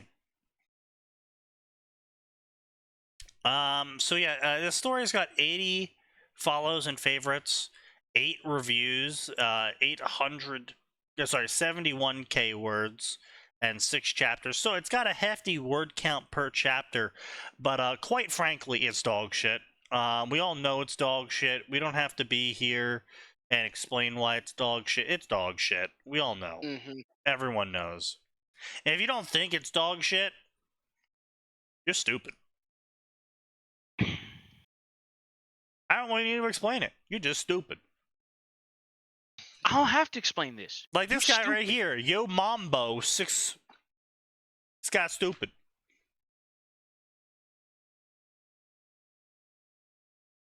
So yeah, in case you weren't getting enough red flags from the summary and from the fact that I called it stupid, he has an entire, like, 100-word discussion, 200-word discussion, opening author's note, where he and his beta reader roleplay back and forth. Mm-hmm. His beta reader is also an author, but yes.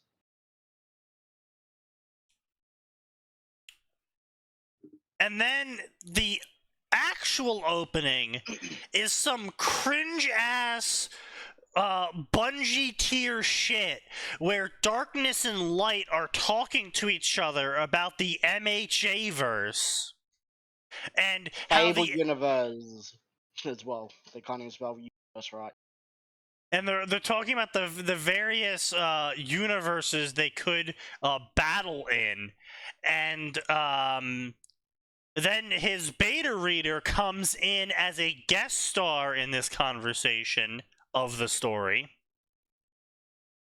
and starts talking to Darkness and Light about why they should go to the My Hero Academia universe and make Izuku the main character of the gamer power for cultivation. Why? And that goes on, and it still goes on, and it's still going, and it's still going. Here we go. Authors show up. So halfway into the chapter, we finally, wait, what the fuck? The sun also shows up, and Earth also shows up at some point. What the fuck? Oh, okay.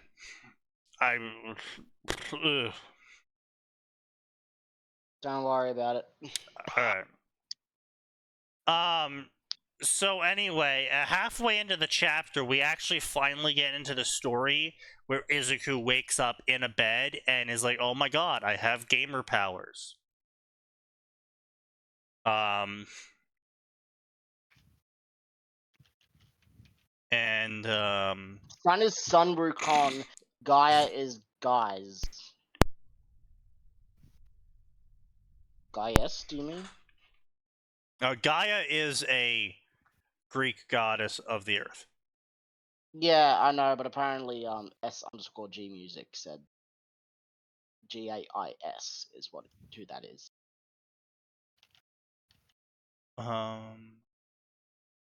Where? It is Gaia. There we go. Never mind, he just edited it. Where? In the S chat. In the fanfiction chat. I'm.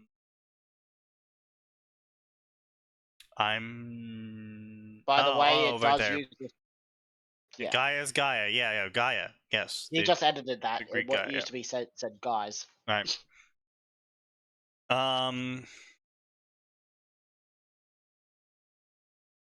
Yeah, okay. Wow, cringe. Yeah, generic gamer system with generic gamer powers, generic gamer introduction.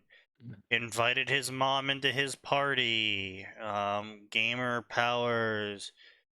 Even some skills can be lame. Don't worry, if you just level them up, they become less lame. Gomenasai, author's note. That means sorry. Oh my fucking god. Stop.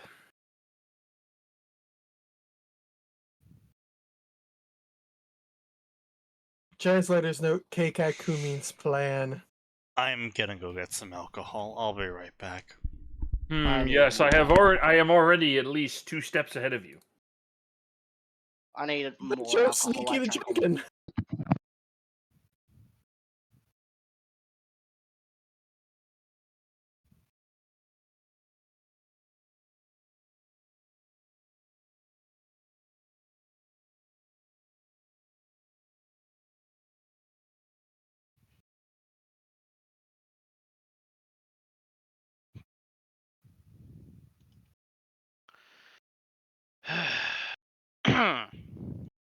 Well, I think it's about time for us to call it a night.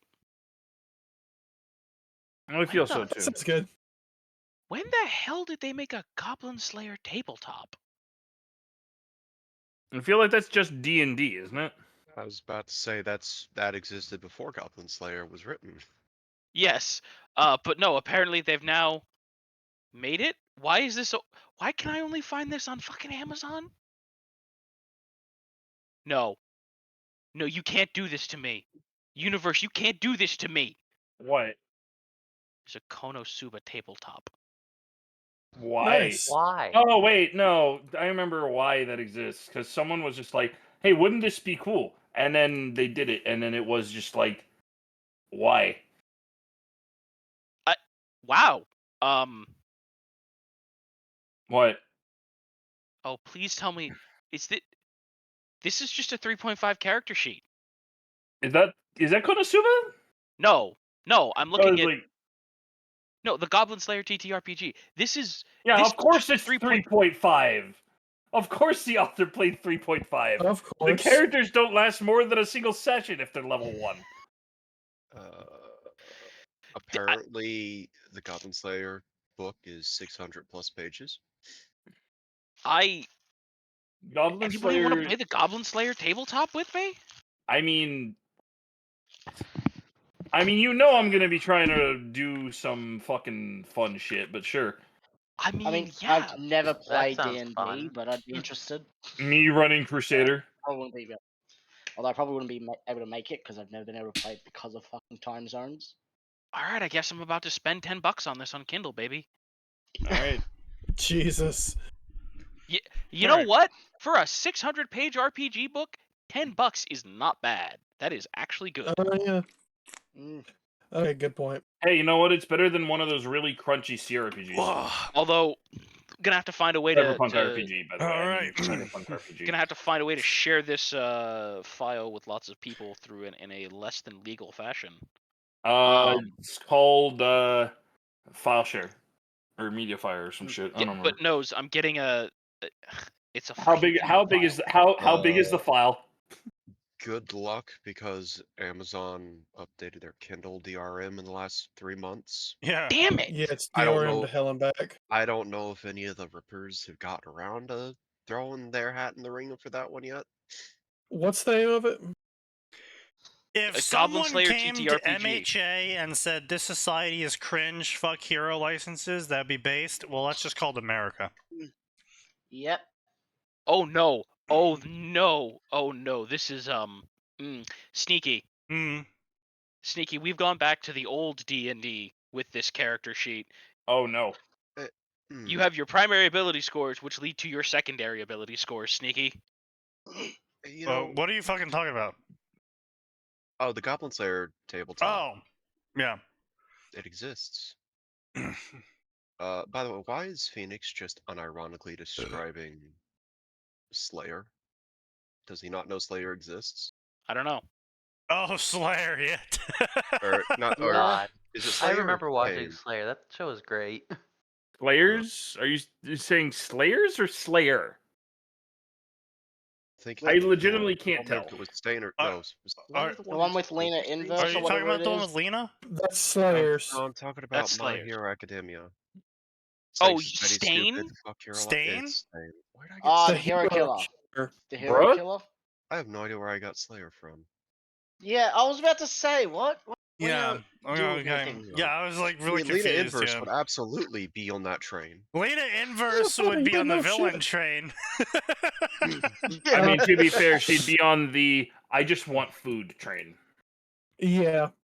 Her party members would be like, "Fuck, can we pay for this train?" Honestly, I think the best part of the magic system of Slayer's lore is that Laguna Blade is not actually a spell. It's Lena Inverse praying to the Chaos Gods to smite the fool in front of her. Yeah. I thought that was one of the bigger dragon slaves. No, Dragon Slave is her just casting off a big fuck off fire nuke. Giga slave or some shit. No, Laguna Blade. I'm talking about Laguna Blade. Okay.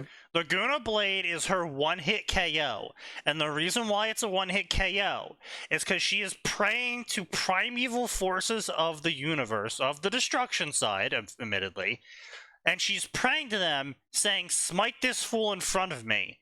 And the Chaos Gods, who 99% of the time are the thing in front of her, the rest of them will just say, "Sure, Lamau, that's hilarious. Here you go," and they'll smite them anyway. Yeah. And one of the other things is fucking the main god is literally just the DM, and she calls upon the DM sometimes. Yeah, that's Giga Laguna Blade or whatever it's called. Yeah. That's what she DM, has to if do I roll above. 3 20s in a row, can I erase this fool? I mean, I'll allow it. Go for it. Yeah, she literally sacrifices life force for that one, I think. But yeah, literally whenever she has to kill something that she doesn't think the Chaos Gods will agree with, she has to go to the DM. She's like, "DM, mods, smite this bitch." DM, Dear DM, smack this man's balls. Dear DM, I require one more of rock. DM, may rock fall and die on this man. The rock dies, okay. Listen, I'll meet you halfway. Come up with a funnier way to die, and I'll do it. Anyway, wow, I have to say, author, that's kind of cringe. Righteous gives you +5 strength. Analytical gives you +5 int. Inspiring gives you +5 charisma. Right, what does any of these numbers mean? Why does Izuku have 5 charisma as a base? No one likes him. Charismatic. He's not good looking. He's not in shape. He's a fucking child. Isn't this the end of Aldera Middle? So he's Yes. just about to enter UA. So No, he's this is buffed up? no. Because UA's a high school. UA's a high school. Did they change it to a university? He's not entering UA yet. Oh. He's still in Aldera. Oh. Because at least I thought his body's more buffed up now. He's got muscles. You have the following flaws: low self-esteem, your lack of self-confidence due to people bullying you, more chances of you doing something reckless. This is a flaw. You can get rid of this flaw by having self-esteem. No. Wow. You said we're going to get rid of it. Author really just stop being depressed? Yeah, the author quite literally just said, depression is a flaw. You can get rid of this flaw by not being depressed. I mean, no. Completely idiotic. Boy, I wish I could just not be sad. Izuku struggled to say something to his mom because now his mom knows he has low self-esteem and was bullied. He was struggling to say something, but his low self-esteem was preventing him from saying anything until Gamer's Mind activated, and Gamer's Mind allowed him to speak up. That's right, kids. The power of racism. If Gamer's Mind is still part of the system, then there's no point in the flaw. You are right. The flaw would be mitigated. It would prevent him from being reckless. It would prevent him from being depressed. It would prevent him from being depressed, not reckless. Gamer's Mind doesn't stop the gamer rage, Max.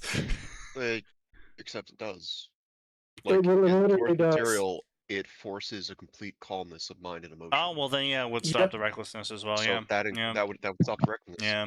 There too. It was a monk-like level of calm. No, I'm ripped. Game of power. It smells like bitch in here.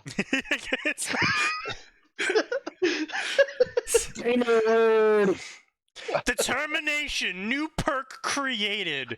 You are willing to go through life and have dreams. 50% increase to all righteous analytical gains. Warning, you can lose this perk if you lose your will to keep going forward. Hey, what's that? You became depressed again? That's a problem for you, isn't it?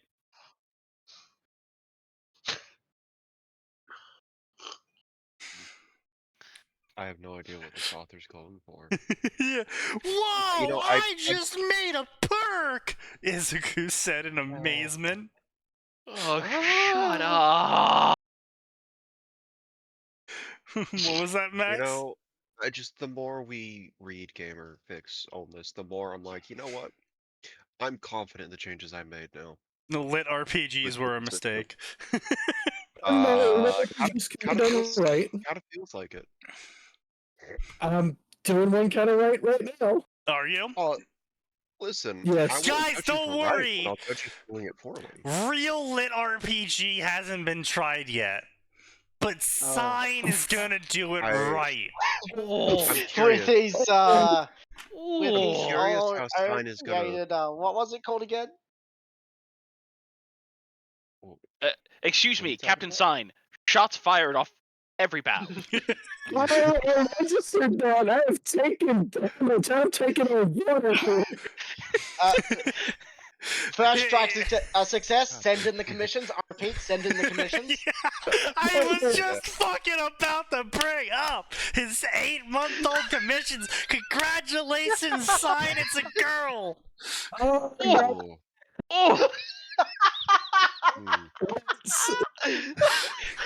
Emotional damage. I can't believe it's already showing fatherless behavior. Sign already showing fatherless behavior by abandoning them. I mean, hey, whoa, come on.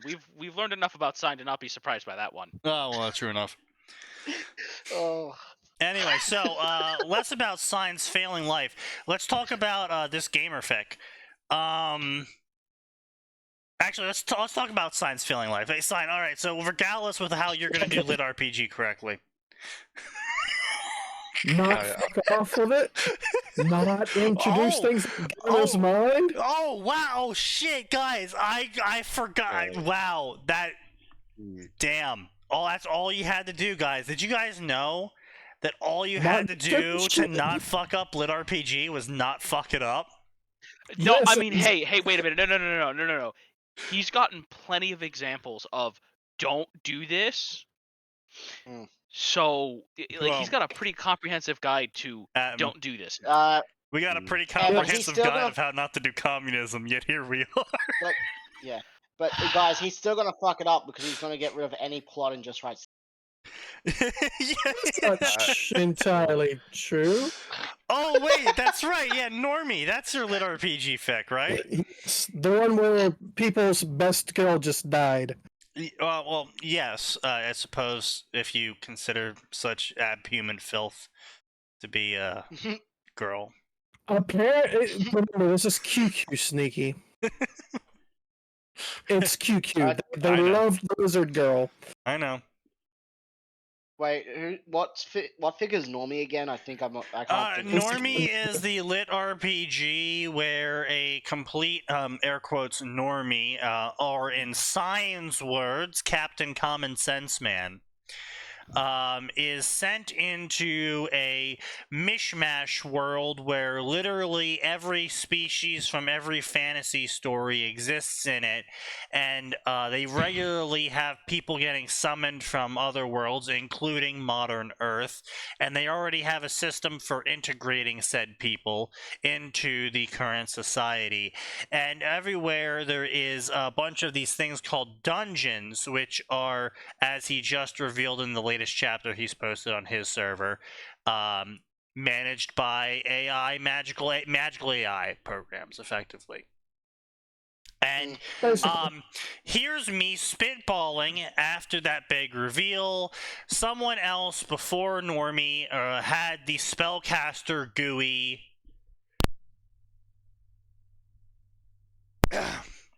and evolved it to its most extensive level, and was the one who originally created the dungeon cores. And the dungeon core he just ate in chapter 16 or whatever, 18, is going to take place inside his GUI and help him optimize all of his digital magical functions. Let me know if I'm hitting it or not. It was pretty obvious. I didn't try to hide it. Sounds like it's a piece of shit. I wonder, how many chapters has he put out so far? 20? I just dropped 20 today. And you've managed to not fall into the usual trap of numbers important. There are none. No, you're on Normie 18. Are you fucking high, dude? Yeah, 20 on your subscribe star, maybe. 20 on the subscribe star, 18 public, 17 to QQ, 18 on the Discord. And he's written like 40 chapters of it, instead of his commissions. I wrote them all over the course of like 3 days. Oh, so you can do that, but you can't do your... Yeah, he can write 26 chapters of a new story, but he can't fucking write the people. Right, it just poured out. It would not stop. I did not sleep. I could not eat. It just kept coming. Yeah. You may need to see a doctor about that. Yeah, you might have to see a doctor. If your inspiration lasts longer than 3 hours.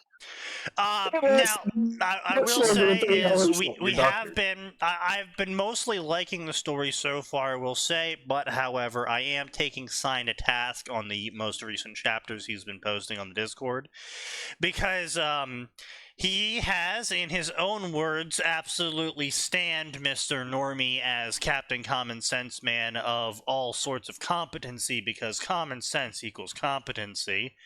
And in the most recent chapters, he has made a mistake. Yes, and in the most recent chapters, he has been making the main character effectively hold the idiot ball and saying, "Oh, well, I forgot about that."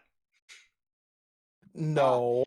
By the way, Sign, with how many different species there are in that world, how many wars are there in... Bro, yes. We have, bro. America is Balkan. Balkanized America. I can't believe that the Balkans is such a nice place. Bro, we had to point out to you that you completely forgot the fact that the elementals can track mana, as you made the main character use mana to escape so he could activate his super mana beacon.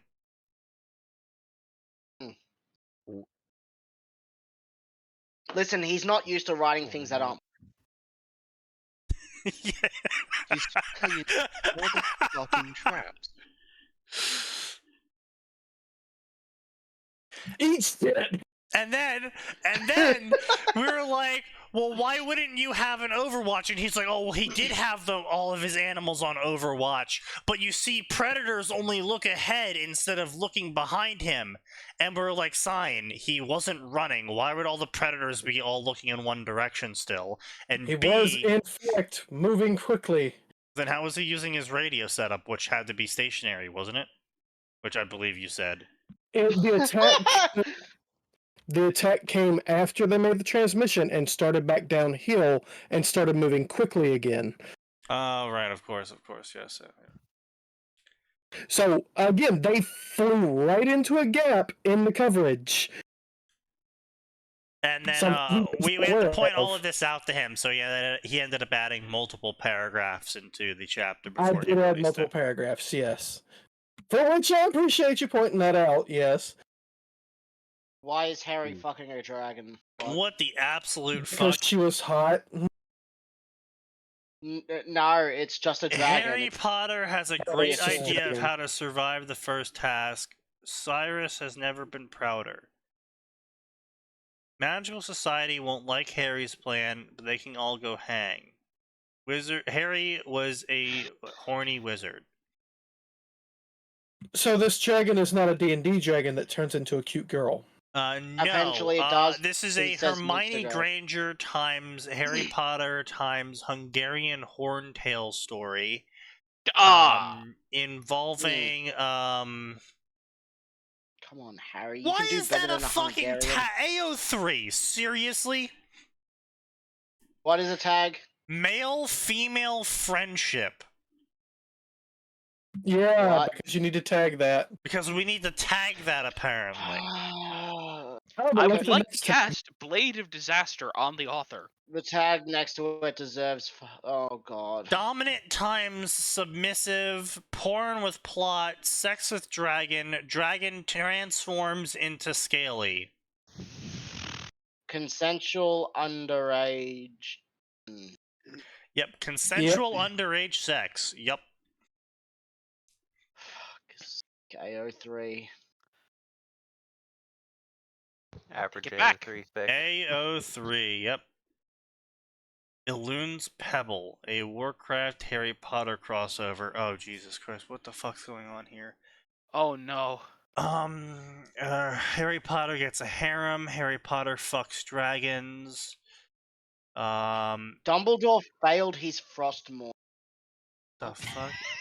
Have we moved from FFN over to AO3 just to dive into those depths? We're not allowed to show AO3 fix on Twitter. We're just getting posted these summaries. Harry tickles a dragon, magical realism, puppet Dumbledore. Popcorn was invented by wizards?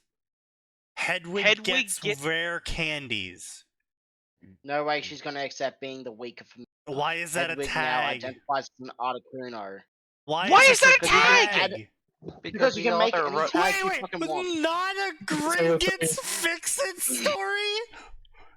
No Warcraft. I mean, what is no Warcraft knowledge needed. No, well, yeah, I mean, to be no fair, with shit. Harry Potter fanfiction, no Warcraft knowledge needed. With a Harry Potter fanfiction story, how the goblins are helpful and fix everything, that's kind of a needed tag. How much I love this one. All the way at the bottom. Alternative universe canon divergence. No shit. You don't say. Wow, I would never have guessed. I would have read this. And then after that's all the smut tags. Yeah, and then after that's all the smut tags. Yeah, of course. Of course. But of course. You know what the worst part of it is? What? 600k words. 15 favorites. Isn't that that's a good thing? That means nobody's actually, people are reading it and then going, wow, this is terrible. There are at least 15 degenerates who loved it. Degenerates. I'm gonna see when it was. To be fair, 262 people favorited the Dragon Concubine Harry Potter Fucks a Dragon story, the earlier one. 262 people to go in front of the wall. Yeah. It's like, I don't know, man. Look. I just think it's weird to write about sex. Published 2020. Published in 2020, okay? So it's been 3 years and 15 people liking it. Yeah. Oh, no, wait. Oh, no, that's just for the chapter. People have bookmarked that chapter. There's 250 bookmarks all up for every chapter. Oh, okay. This is the same 250 people. All I'm just saying is that it's a little weird to write about the sex life of a character that is not only underage, but half your age. I agree with that. Yeah. It's a little weird. Sign. Don't you agree?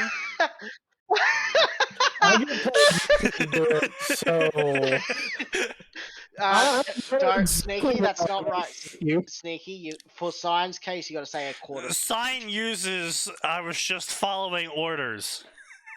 I was just following orders. Sign uses order 69.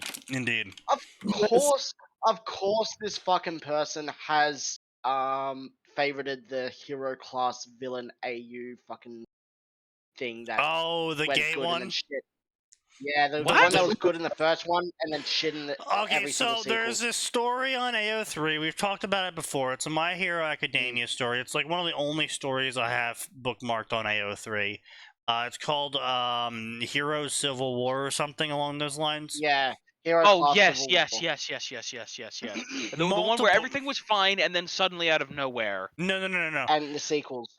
It's the sequels that were shit. The original story is perfect. It's beautiful. I would still recommend reading the original story. Oh, 100%. No, it's completely.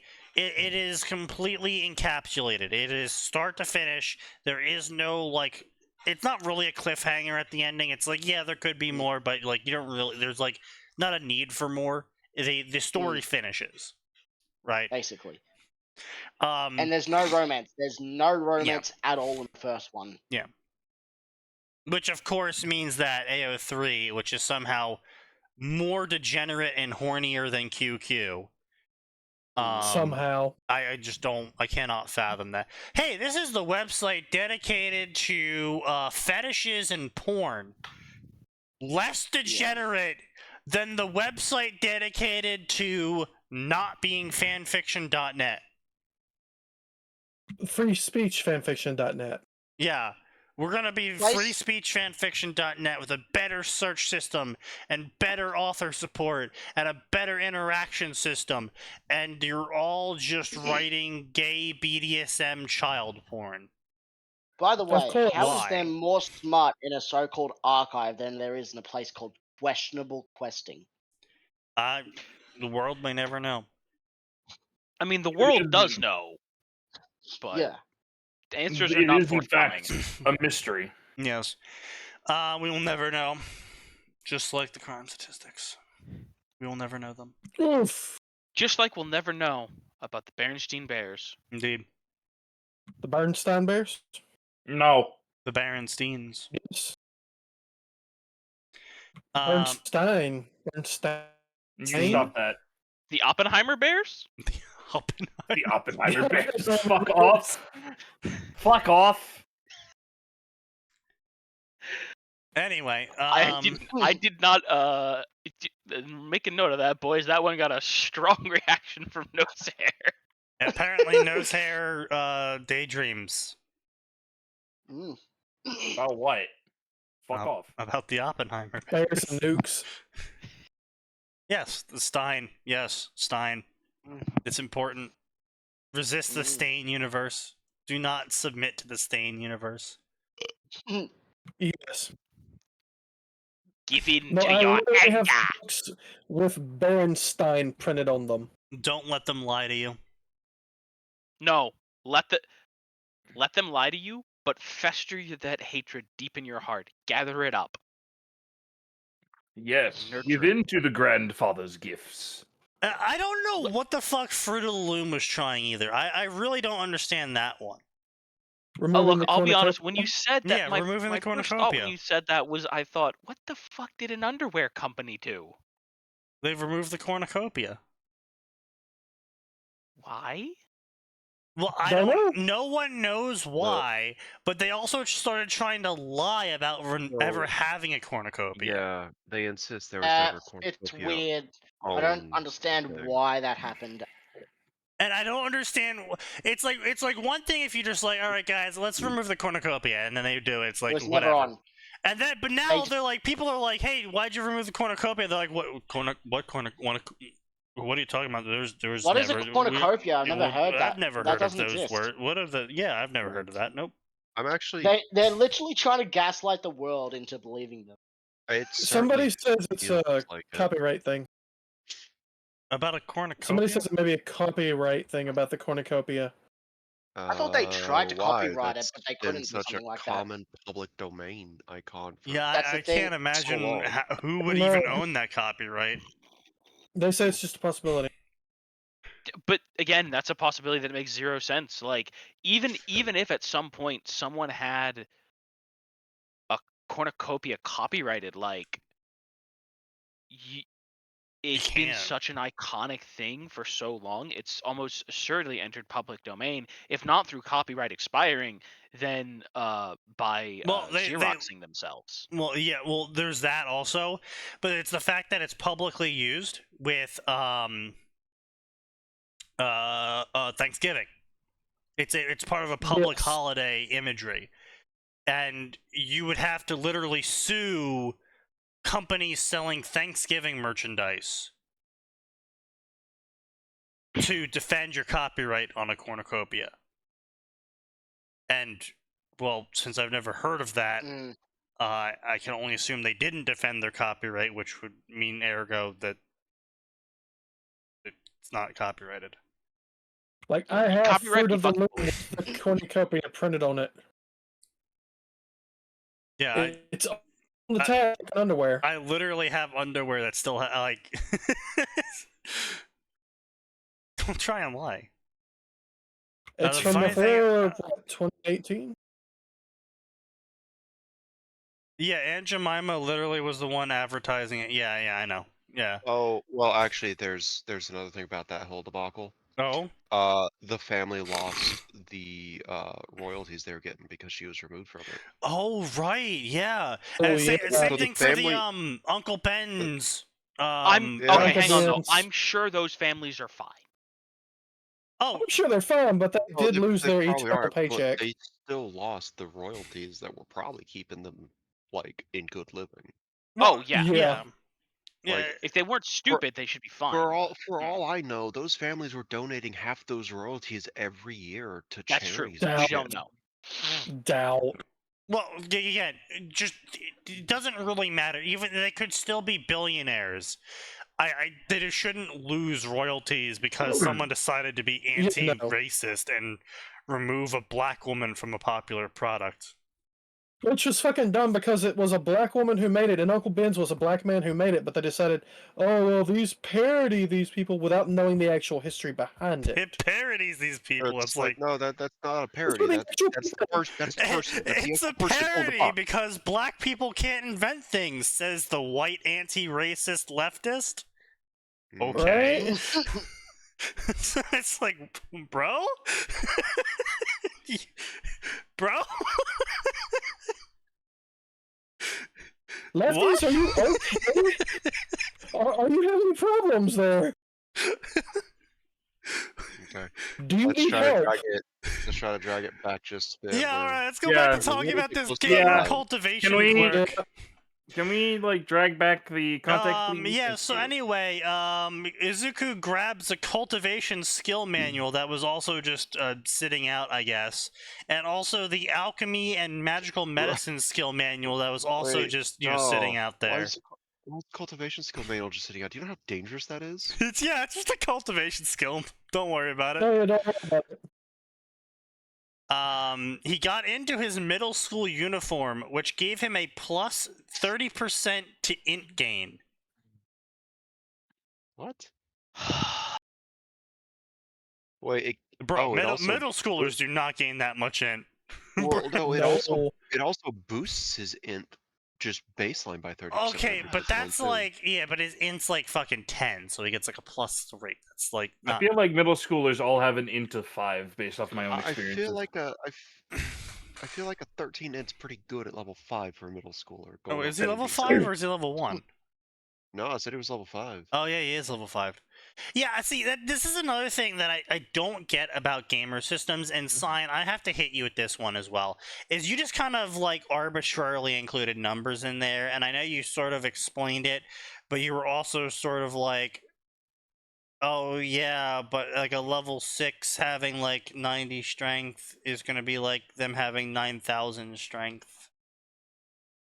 Which, yeah, you sort of glossed over it by basically never bringing the numbers up, and also just saying like, oh, he's basically superhuman now, and he's doing superhuman things with his level 2 stats. So, I mean, you sort of avoided it, but you still did apply numbers at one point to the character. I applied numbers, but I used the numbers loosely and instead use actual physical descriptions of what the hell they're doing. I give you credit where it's due, but I still have to hit you with it where it's like all these fucking systems exist. And, all these authors out here, even the fucking original gamer author, like, I've said this before and I'll say it again, fucking Japan and Korea, especially Korea, has this really weird obsession with just having really fucking massive numbers. And they're like, oh, yeah, my character has 99999 strength. It's like, alright, what the fuck does that mean? Yeah. He has infinite strength, for he is my OC. Yeah. And so it's like these numbers mean literally nothing, and it's just a way of infinitely power scaling, because the enemy you just fought had 999 strength, and now the new enemy you're fighting now has 1,500,000 strength, and so like that means they're stronger, but you never actually have to show how they're stronger. You're just like, oh, their numbers are higher, therefore they're tougher. And it's a stupid fucking system, and I fucking hate it. And I fucking hate all these gamer systems that are written into words, because you have words now. You're no longer a picture. And I get it. For a movie, for a manga, I get it, right? Okay. Oh yeah, they have 15 strength. Now they have 30 strength. That means they're like twice as strong or whatever. And now they're lifting like boulders or some shit. And then you can show them lifting a boulder, and it's super easy. And you can kind of just throw around numbers to be like, oh yeah, they're stronger now. Oh yeah, they're stronger now. And you don't have to keep showing them lifting bigger boulders. You can just be like, oh yeah, they got 60 strength now. And you just assume, oh well, that means they can lift like 2 boulders now. It's like, that works in a picture medium, because you only have so much screen time and screen space and picture space to go over everything.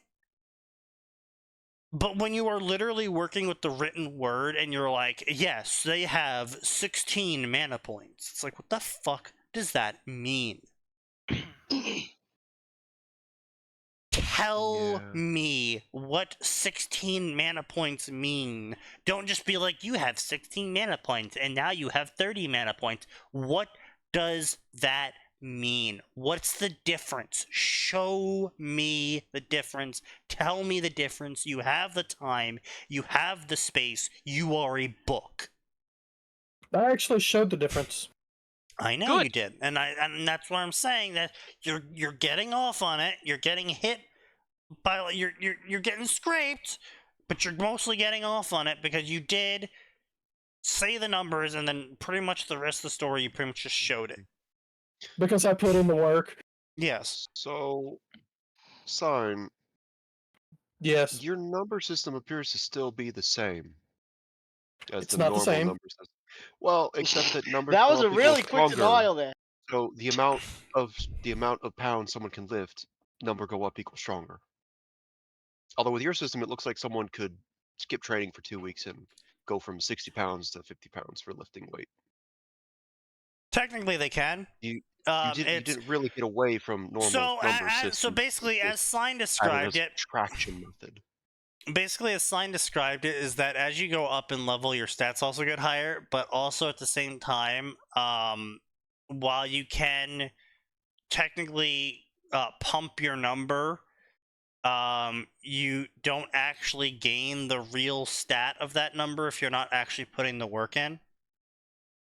It's mana density. Your mana actually makes you strong. Think Superman, right? That's a bad example. Okay, chakra, right? Right. More chakra equals stronger, but if you don't pump the iron, your muscles stay small, and if you lose your chakra, oh look, you can't get it up. Mm-hmm. Yeah, exactly. I just had a flashback to the core fic Forged Destiny with the Raven arc, who was a numbers min-maxer. Oh god, I'm so glad I never actually picked that story up again. I've never wanted to read pick it up. I think I stopped at chapter 3. Like, I'll just let this play out for a while, and then he kept it going for like 2 years. It got to like chapter 200, some bullshit. Yeah. And I was like, I don't think I want to commit the time to this. Yeah, like it was going places. Don't get me wrong. And then just like one day, like I saw the chapter update, and I was like, maybe tomorrow. And then tomorrow turned into 8 years later, and I still haven't read it.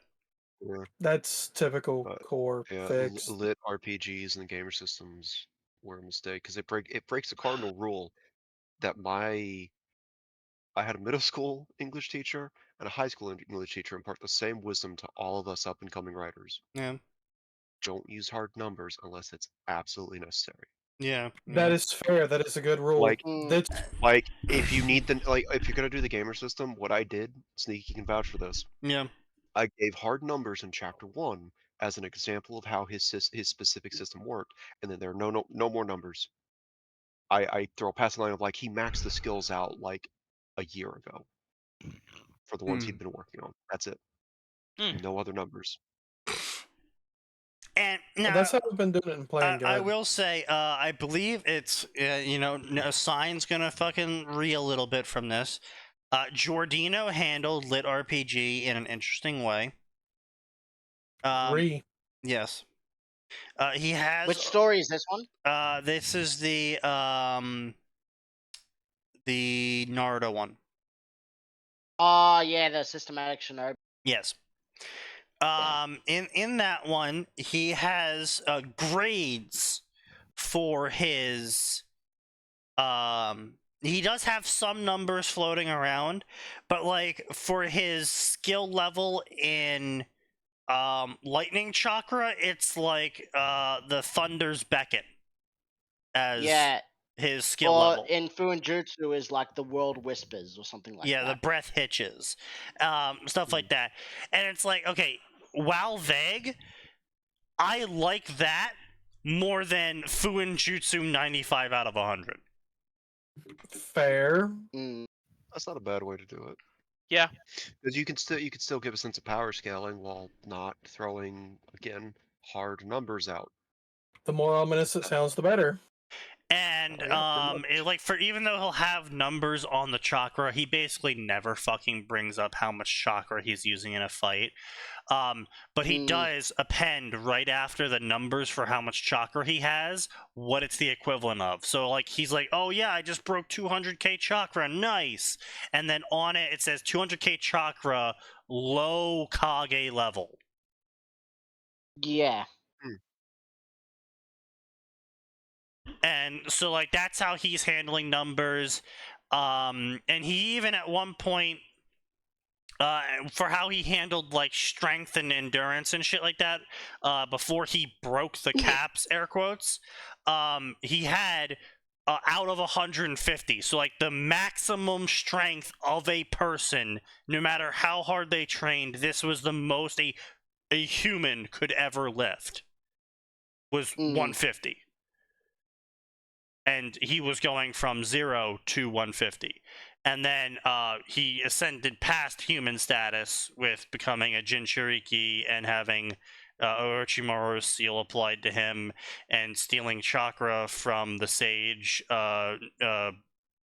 mode and stealing chakra from that filler village with the meteorite chakra. The Star Village or whatever, yeah. Yeah, the Star Village. And so he stole like a bunch of different chakra sources, and the game's like, yeah, you're basically like beyond human at this point because like what the fuck's going on here? I don't know what you're doing, but stop that. And so it just gave question marks instead of a maximum. And I thought that was cool. That is good. Oh. Yeah. That is pretty good actually. Yeah. What the fuck?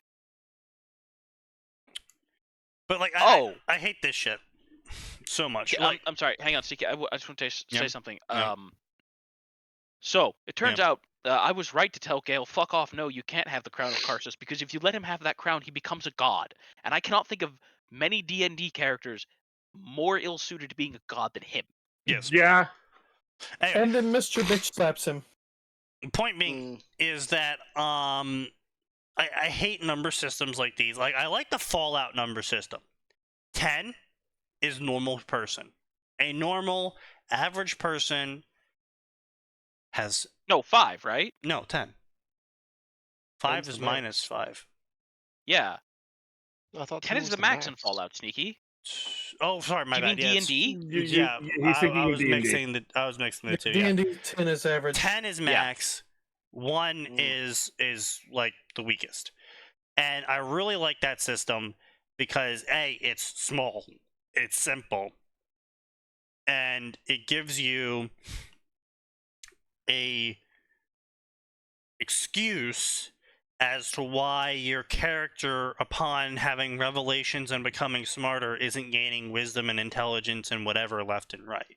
And they pumped a bunch of iron, but they didn't gain any strength because you're still gotta build that mess. Yeah, you're still at only above average. You're not even like breaking the average point yet. You actually have to, lift more.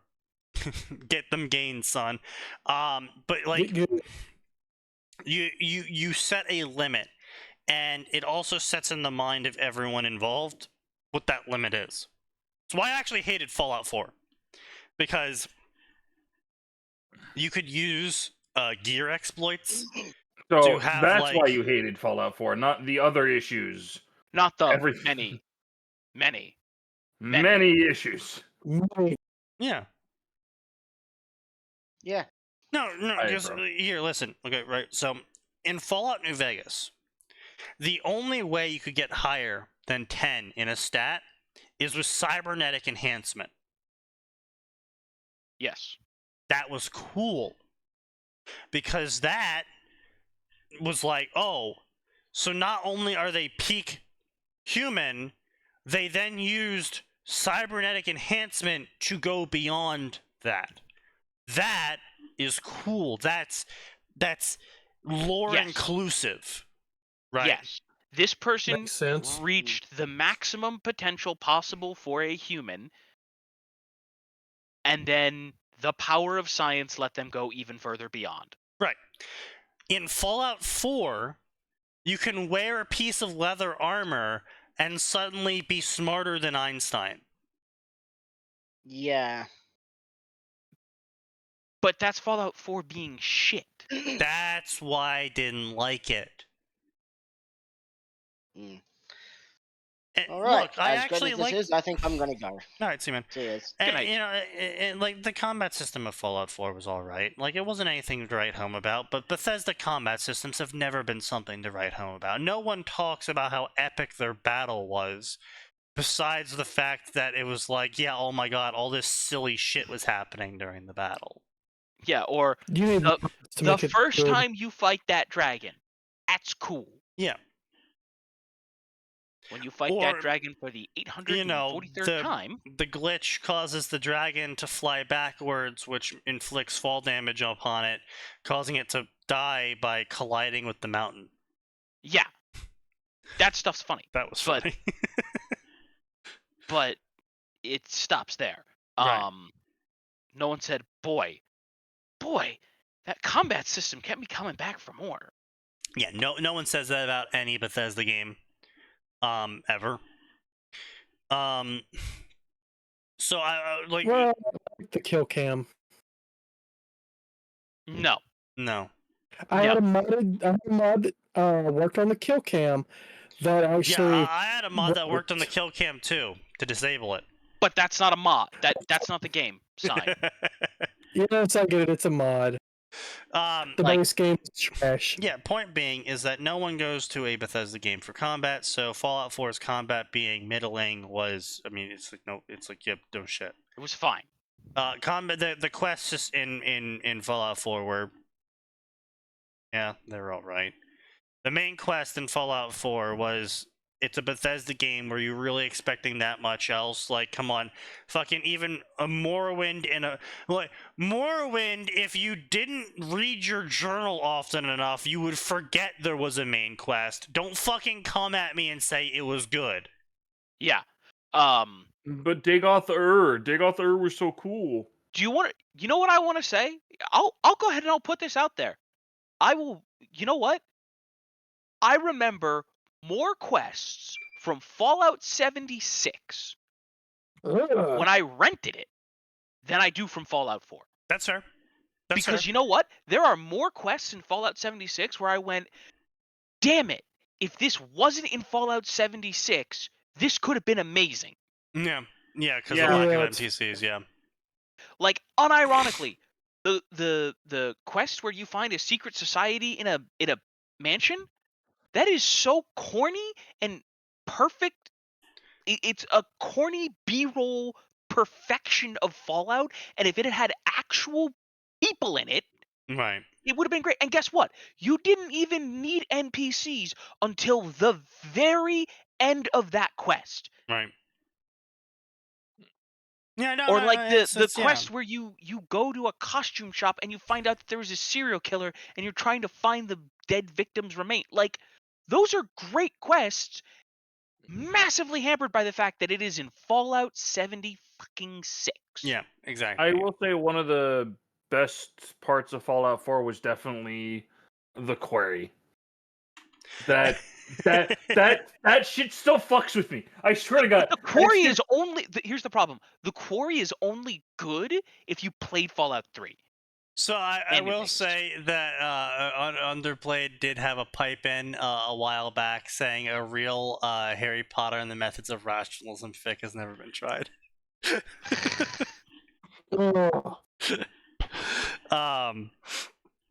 But yeah, no. There's a lot. I did play Fallout 76 myself, and I was like, oh wow, I would have really liked this if this wasn't Fallout 76. Yeah, there's tons of stuff in Fallout 76 that I played it, and I was like, wow, this is good. Like, except for the fact that I have to always be online, and there's rampant cheating, and like, I actually remember a moment in Fallout 76. I actually had a good combat moment where I was literally running from something, and like I'm turning around and I'm firing, and there's more and more. I think it was Mirelurks were like pouring in and like popping out of the ground, and I'm firing. I'm sprinting and I'm firing and sprinting and firing, and I'm, I see a nuclear power plant, and I like run up the fucking scaffolding. And I'm, firing, and I'm kind of like fucking looking left and right, trying to figure out where to run next. And I'm turning a corner, and I'm looking left and right, and turning around, firing. And like, it was an actually tense moment for me, of where I'm trying to get away from a bunch of enemies who are, outnumbering me and were stronger than me. And all I got is a fucking fucking hunting rifle and like 10 bullets. Yeah. And so, like, it was an actual moment of, like, ow, wow, this is actually kind of tense.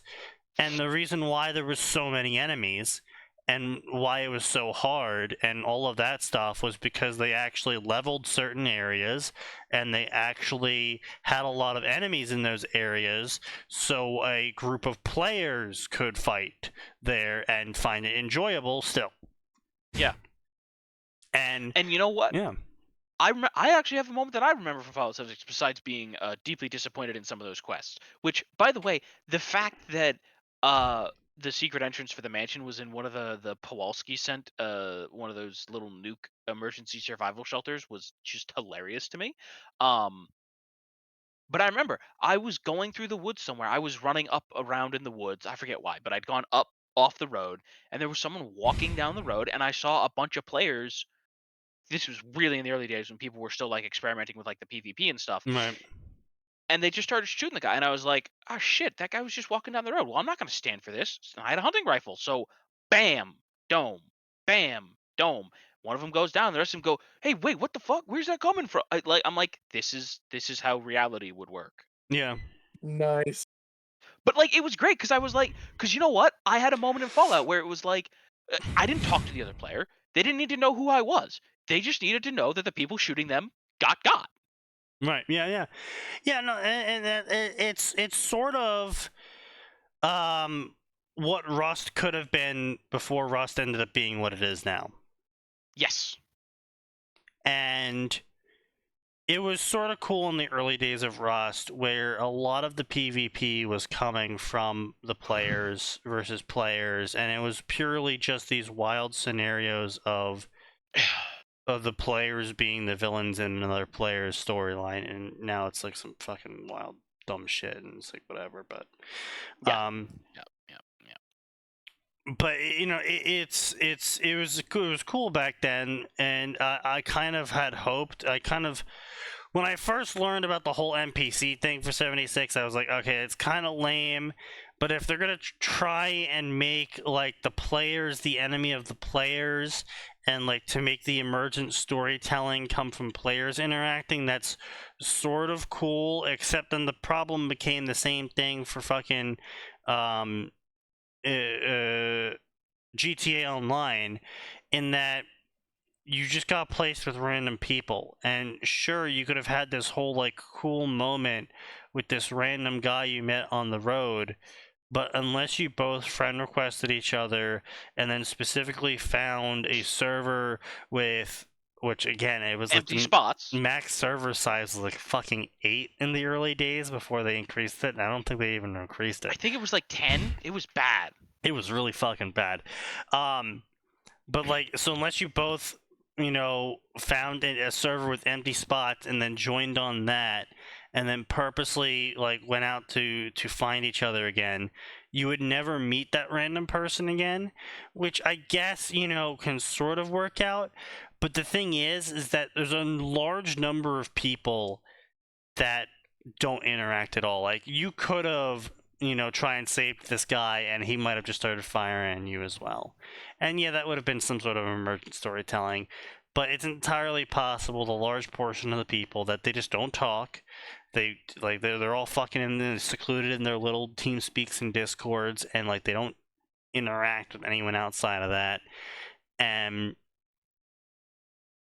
putting on proximity mic does add something to the game that early games like WoW had, which was a social system. And there is a chance for that was squashed by these random fucking servers.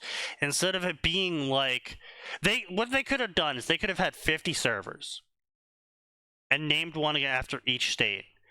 And you always went to the Virginia server, and maybe it was in Virginia. Maybe that would have been actually a smart idea, so you could have had better latency. But you know, you always go to the Virginia server, he always goes to the Virginia server, and wouldn't it be cooler than randomly meeting him on the road to be randomly finding him again somewhere else, and maybe this time he returns the favor? Yeah. That's the kind of thing. That requires planning. Or even, right, or even, like, some kind of, like, you know, like, right, you protected someone, right? Like, give the player some kind of reward, right? Like, right. Or like, you know what? You can obviously, right? The server has to be able to tell when a random person enters PvP, right? Yeah, like, obviously, yeah. It quite literally has to be able to tell that. So why not go, right? An angel's on your shoulder or something, right? Or you know what? This is Fallout.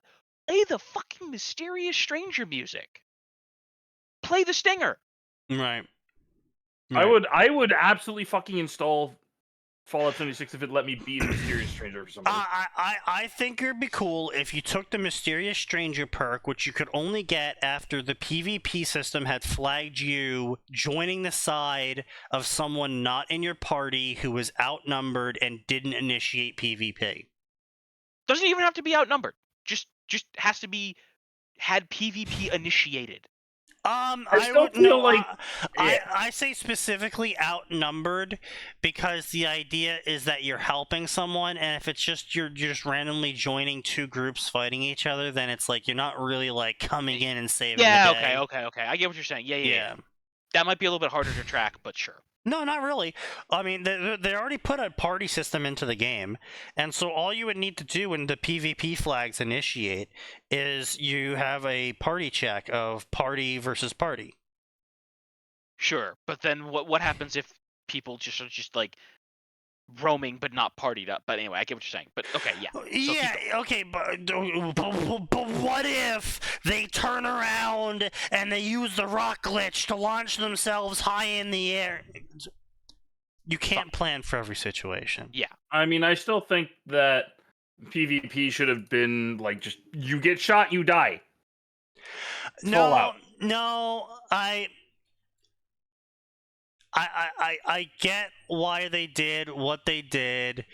A Rust style gameplay doesn't fit Fallout. It's never fit Fallout. Yeah. Fallout has always had health bars. Fallout has always had shot placement and DR and it's so them removing health bars I feel would have been a detriment to how Fallout handles health. Absolutely, I 100% agree. Okay, but so right, moving on with the sneakiest thing, right? You help someone who's outnumbered and didn't start the fight. You do that 10 times, you unlock the mysterious stranger perk, which will flag you a special way from now on if you have it active, and it'll play a little tune so the person that is getting helped can see, like, you get highlighted in green or some shit, and they're like, oh, they're here to help me. Yeah, that'd be interesting. But, and like, here's the thing. What annoys me is that's absolutely the kind of thing you could have done, and be right back. A Fallout game would have been the perfect game to put specifically a multiplayer Fallout game. That would have been a great place to implement the what were they? Was it the challenges from New Vegas? Yes. Yes. No, that absolutely 100%. Yeah. Place to implement something like that, right? I think too many developers, and I mean, honestly, this goes for book writers too, to a certain extent. Too many people, too many creatives are getting caught up in these like wild what if scenarios of, what if, like take is it true that Fallout 76 has out of PvP? Online has out of PvP? Huh? PvE only, you mean? Is there a PvE? Yes, you can not flag yourself for PvE. All you have to do is not shoot back, and then they can't kill you. Yeah, you have like a 85% DR or something. Yeah, it's like some really crazy high damage reduction. But point being, is that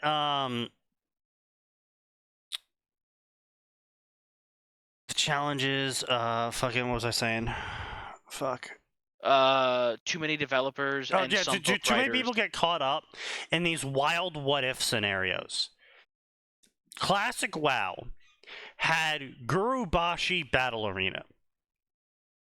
And this was at a set period of time. In the center of the battle arena, a chest would spawn. And you had to, it's like 3 seconds to open the chest, and if you open the chest, you get a special PvP trinket, and it was pretty fucking good. It was like best in slot for like a lot of builds.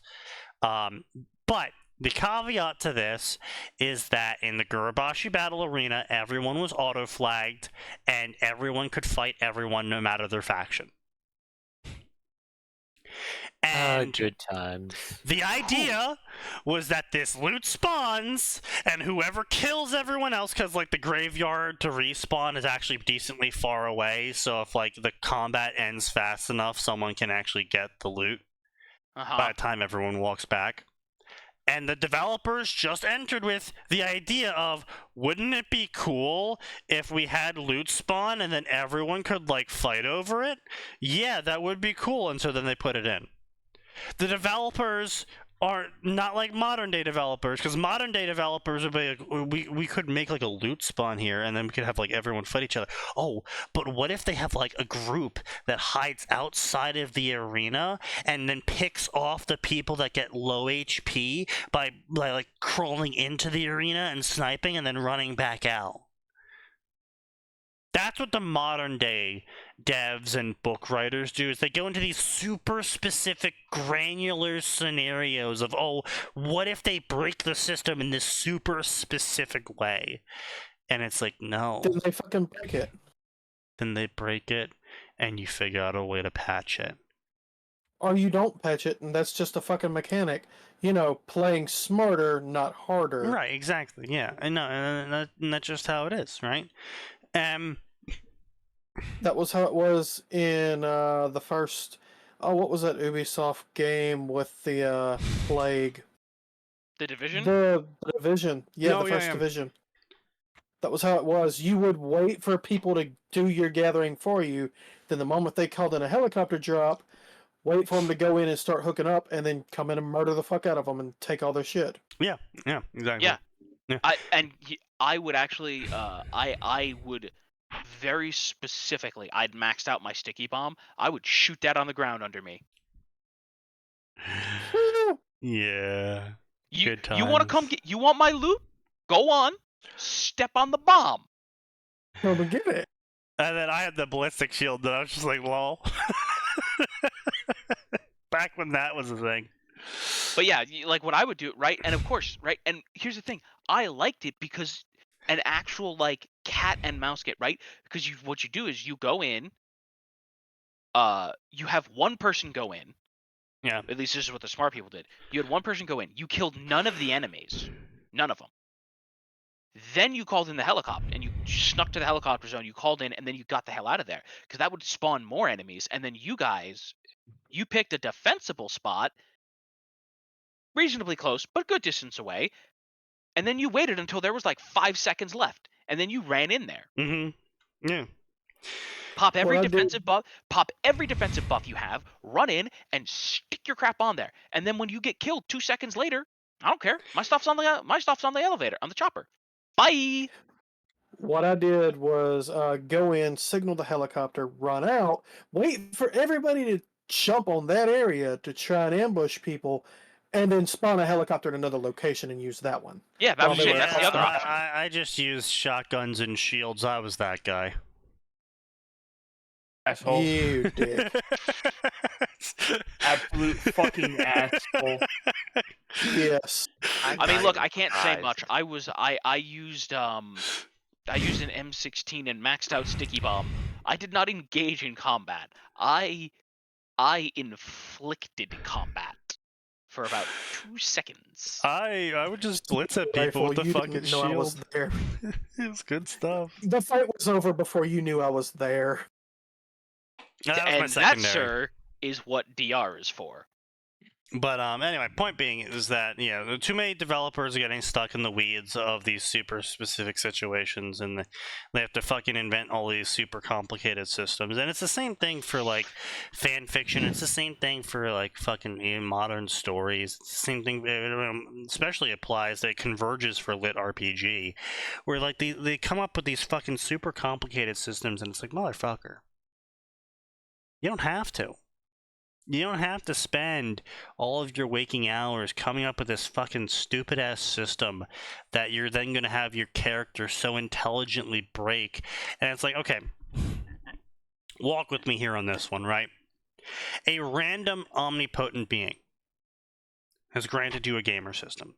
A random omnipotent being, a being so powerful they can cross the multiverse on a whim, choose someone on a whim, move them to a location on a whim, without fear of reprisal from any creature that exists in either the universe they are picking from or the universe they are dropping off in, and granting the person in question a system so powerful and so omnipresent that it can account for everything in the universe that this person is now in.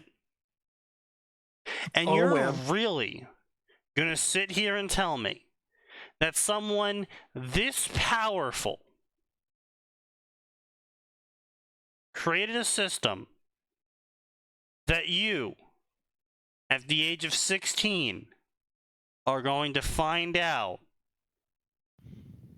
hacks for? No, in that case, it's obviously they intended you to do this right from the very beginning. Exactly. But that's my point, is there's a difference. And I see a lot of gamer stories where they try to have the snarky system, and the system's like, wait, what? Oh, what? Hold up, you can't, whoa, how'd you do that? Oh, bruh. And the author's trying to show off how cool and smart their self-insert OC is because they're thinking of ways to combine powers in the system that the system wasn't prepared for. Yes, the system you're using, the system that was granted to you by a random, omnipotent being, ways he didn't intend for you to use it. Yes, that system. Yeah. It's just like, come on. Just like fucking think about this shit for 5 fucking seconds. Stop overcomplicating it and just fucking think about it for 5 fucking seconds, and you'll realize 99% of your issues. Like this shit here. When I made my system, it's not actually capable of being broken or hacked. It is working exactly as intended. Yeah. Like this fucking shit here, Zagar. All he writes is Naruto stories. You know how far he gets in a lot of them? Fucking nowhere. Tuning exam. 90% of his story, well, I mean, usually it's Naruto going somewhere else. Yeah, 90% of his stories, he gets typically a half book in at best, a quarter book in usually, sometimes no more than a chapter. He's got 56 of these fucking stories, but I would say at least half of them are 1 chapter long, of maybe 3,000 to 4,000 words on average. He's got all these ideas bouncing around in his head, but he just somehow can't figure out how to continue them. And it's like, well, maybe if instead of just writing whatever's coming out of your asshole, you thought about it for a second, maybe you'd be able to keep writing it. But since you don't think about it and you just fucking vomit onto the keyboard whatever comes into your mind the second it does, you get all of these absolute dog shit stories. A Red Dawn. Here, this is a lesson this dude has learned multiple times. Back in 2009, he wrote this one, A Red Dawn. And now he's doing a rewrite in modern day. Back in, let's see here, there's another one. A Fox of Remnant. Back in 2022, now he's doing a rewrite. Like, he's clearly looking back on these older stories and going, oh, wow, this is dumb. I should do a rewrite and fix all these problems. And then he's making another fucking story and then making the same goddamn mistakes again. And then going, oh, shit, I need to remake this again because I made all of the same mistakes again that I've been making apparently, since 2009. How do you write for 12... Sorry, my bad, we're not in 2001. How do you write for 14 years and still make the same mistakes, go back, recognize you made those mistakes, and then make them again? Magic. Literal NPC.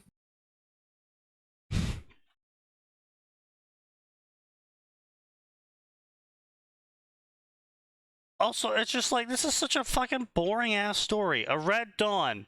Naruto gets taken and put into the Claymore world, but he wants to return home. But will he want to return home after he lives in Claymore world? Naruto finds a love life. I'm now rewriting it. Oh, Jesus, I remember that one. That is so old. Yeah, it's from 2009. I told you, 14 years ago. Sign, weren't you listening? 14 years ago? Curse of Ages, shut up. I tuned you out. Death be upon ye. I tuned you out the first time specifically for that. And then he's also doing shit like this. I've moved this to AO3 because I'm going to include a lot of sex in this story. Well, at least he's honest about it. You know, yeah, this is a rewrite. This was never meant to be his path. This world wasn't his, but he made it his. These silver-eyed warriors, period. Like, he's trying to do these, like, big, epic statements. This wasn't meant to be his path. This world was never his. He made it his. They're not epic, though. Because you know what it is?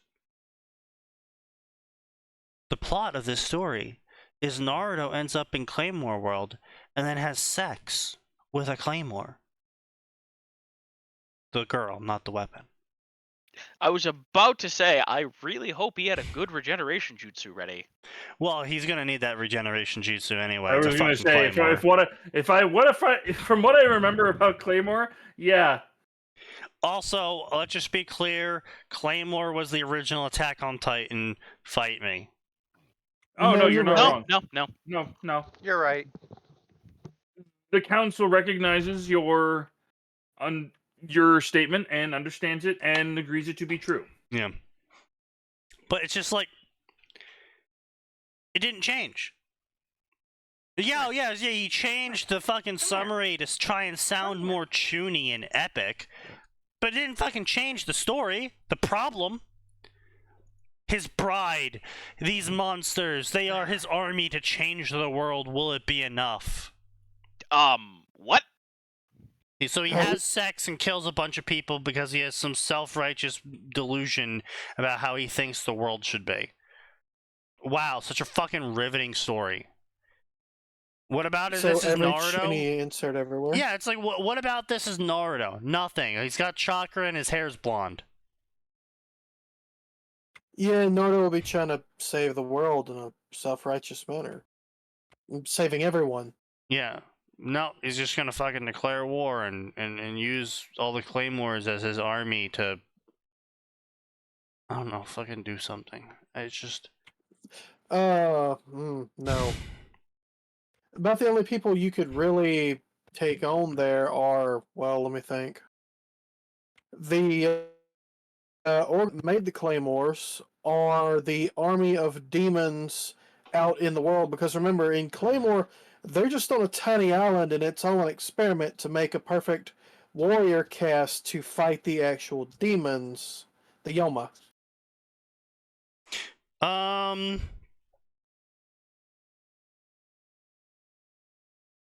That's right, yeah, the Yoma were actual demons, weren't they? Well, not demons, but biological monstrosities. Oh, yeah, that's right, because, it was two super empires who were using biological weapons of war on each other, and one of the empires had that island set aside of a peasant economy where they introduced the Yoma to that section of the world, and then they introduced various ideas of how to create a counter weapon to them. Which made the claymores. No. Yeah. No, there's the quote unquote demon race, the think they were supposed to be dragons. They're like, oh, yeah, what the if we dragon just, race. what if we just take your flesh and organs and just stuff them into a human? Then you either get Yoma or you get Claymores. And the Claymores eventually Right. become Yoma because eventually they're overwhelmed. And the only reason I know this is because I actually just binged that manga this year. Really? Wait, this is like this for the first time?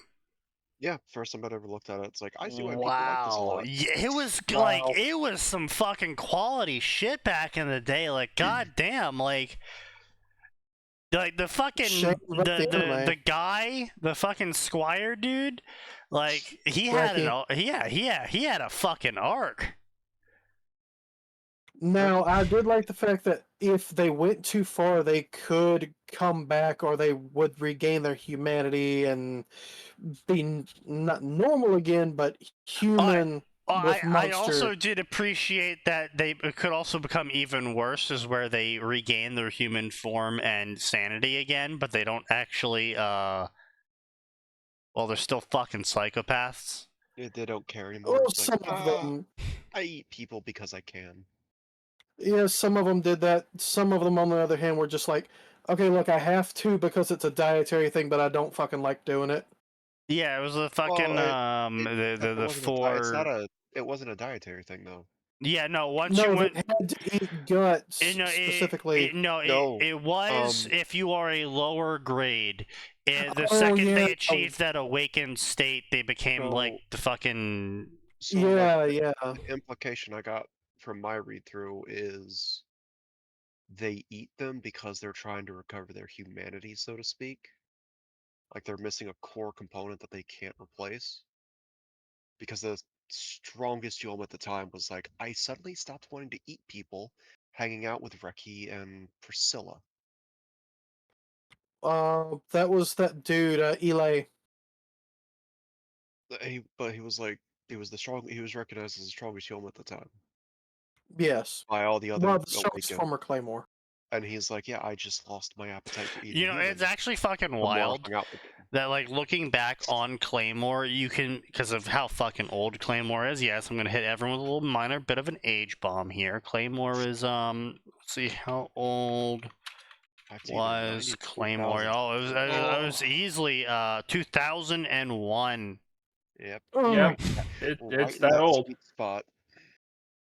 Yeah, it went from 2001 to 2007, and honestly, you can see. I mean, Naruto is older than that, I believe, right? Naruto was like 99. No, Naruto was 2000. No, I think. Naruto was published date. 99. Ha ha! Oh god. Do not question me on my knowledge of books.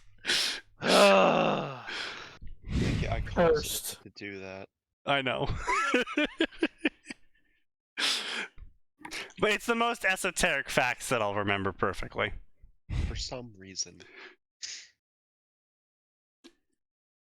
But, like, it's really interesting because you can see a lot of the themes of modern edgy, I don't want to say trope, it's like modern edgy for anime and manga is, like, going back, you can see almost all of it originating from series like Claymore. Yes. Because the 90s and 80s for manga were, like, very... Golden Age? No, I was saying more of tone. It was more upbeat? Question mark? I mean, yes, you still had the fucking Gundams, and you still had the fucking war crime simulator that is Gundam. It was more, you had comedy to go along with the serious moments. Yeah. More comedy. Fucking Cutie Honey had that shit too, yeah.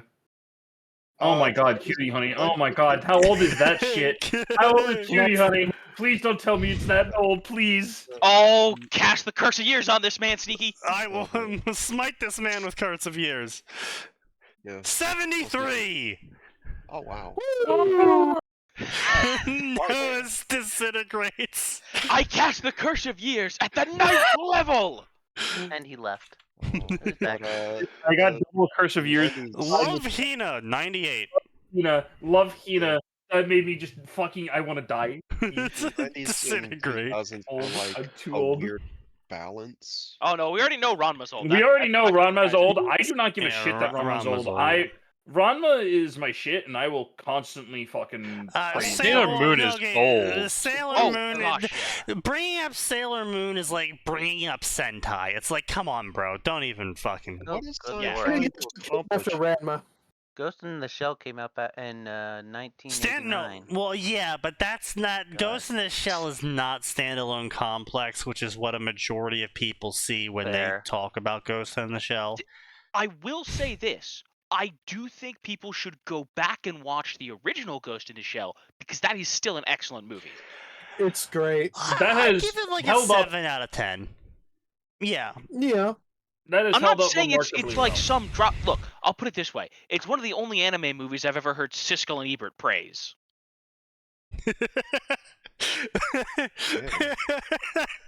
No, really.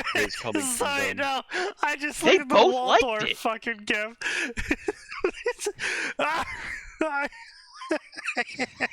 I mean, I feel like I should also mention City Hunter. I actually remember that episode. This is so bad, I can't bear to watch it anymore. Me neither. Turns around. Oh, this is better, but I can still hear him. Oh yeah. Listen. Okay. First of all, Statler and Waldorf remain a gold mine for all occasions. And second of all, Curse of Ages with Statler and Waldorf. My God. Listen, I didn't know that as a child I would inherit the curse of. I didn't know that by watching Statler and Waldorf, I would doom myself to become them. Yeah. But I have become them. I guess you know could say I'm okay with it. You are what you eat, taken to a new level.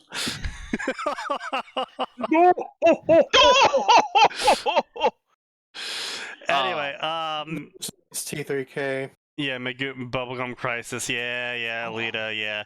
No, I mean, yeah. A lot of those were very. I mean, a lot of those are just kind of proving my point. Is that all of those were very upbeat in their own way. Bubblegum Crisis, upbeat. A lot of them, I said. I didn't say all of them. I said a lot of them. Alita, upbeat. Again, so I was trying to say the 90s and 2000s were like the heyday of balance between upbeat and darker stuff. Yeah. I pretty much named all darker stuff here. And then, yeah, well, I was gonna say also here's the thing, right? You gotta remember. Like moments in. Yeah. Yeah, no, like I would not moments. Yeah, what the fuck you talking about? Yeah, no, hold on. I'm looking at this shit. Yeah, fuck you. Side, don't fucking try to gaslight me on this shit. Fuck you. I'll turn that gaslight on. I would not generally consider like I think one of the perfect examples is Cowboy Bebop for balance. Yep. Yeah, absolutely. Yeah. Like, my goodness, the main plot thread in there is depressing as hell. Oh yeah. But like, it's certainly got its fun moments. I said this to Max all the way back in the day. Them changing that fucking sign-off tag. Oh god, yes. Yeah, that shit hits. That was a brutal execution. It hits for when they did it for Ed, and then it hit again for the last one. Whew. Yeah, see you later, Space Cowboy. See you later, Space Cowboy. And you get used to seeing that, and then it's just like, you're gonna carry that weight. It's like, oh, fuck. I don't want to carry this weight. Yeah, see you, Space Cowgirl. Yeah, exactly right. It's just like... It's like, oh, fuck. Ow. I didn't... I don't want to carry this weight anymore, Dad. Too bad. Because it's like, the show got you used to seeing see you later, Space Cowboy, as like, hey, we're just a show, come back for next episode, and then it's just like, character dies. See you, Space Cowgirl. Oh shit! It's like, oh. It didn't die. She left. Well, Yeah, she went. Died as far as the. No, Faye. Well, What? yeah, okay. Faye didn't die. Faye rediscovered who she was, and her younger self may have died. That one also got its own different title card ending. Yeah. And then the fucking final one of You're Gonna Carry That Weight with the fucking everything that happens in that episode. It's just like, oh my god. Cowboy Bebop is a series that goes, hey, do you want to have fun adventures? And you're like, yeah. And then it hits you with the fuck you. You know what? Oh, it was great. You know what? That gets me thinking. The last panel of Calvin and Hobbes. I will shoot you. I will shoot you. I will shoot you if you say one more fucking word. Say it. It's amazing. I'll bring it up. This is acceptable. What? I'm saying for me that's the same level of hit as See Space Cowgirl. I will admit as a massive no, it's the same level of hit if You're Gonna Carry That Weight. That's what I'm saying. As a massive fan of Calvin and Hobbes, as someone who owned every Calvin and Hobbes book that ever came out before I was forced to give them up by my stepmother, fucking piss on her soul.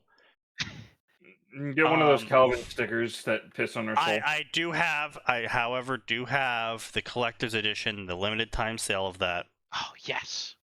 The thing that tilts your head. By the way, that's one of my favorite Foxtrot comics. you know the one, right? Where the house is like tilted at like a 75-degree angle. Fucking heavy. Oh, yeah. Maybe move the Calvin and Hobbes books to the other side of the house. I want to be clear. I liked Calvin and Hobbes so much that my parents are separated. They both bought me the collector's edition. Oh, that's how much I like Calvin and Hobbes. Wow. So I ended up having two. So that was cool. But that's amazing. That final page definitely has some fucking tear marks on it, okay? And I have it up here. It's Calvin and Hobbes. It's another day. Nothing special. And let's go exploring. Well, and again, remember, you got to remember the release date when this man put it out. Yep, that's December 31st, 1995. And it's just Calvin being like, wow, look at all the snow. It's like a brand new world, a clean start, a fresh sheet of paper to draw on, a day full of possibilities. It's a magical world. Let's go exploring. Especially with all the time, like, when you actually know, when you get older and you can understand what Watterson was writing about, like, you're just like... Oh, yeah, no, absolutely, 100%. Like, I literally, I read these as a kid. They were my Bible as a kid, and then I went back as a a high schooler, rereading them again, and I was like, oh. Like, that's what he was referencing. That was what he was talking about. He was saying it's time to move on. Well, I was just talking about a lot of his comics. Yeah. Like, the point of a lot of the Calvin comics. And, like, here's the thing. Another thing about, like, for me, they have a huge emotional... Because the first time I got started on Calvin and Hobbes was at my grandparents' house.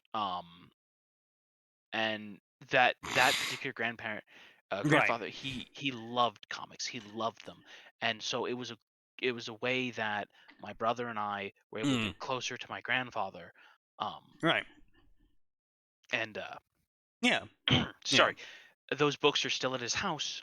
But I've spoken to my grandmother's assured my brother and I that when she eventually passes, the two of us are going to get the Calvin and Hobbes books between us.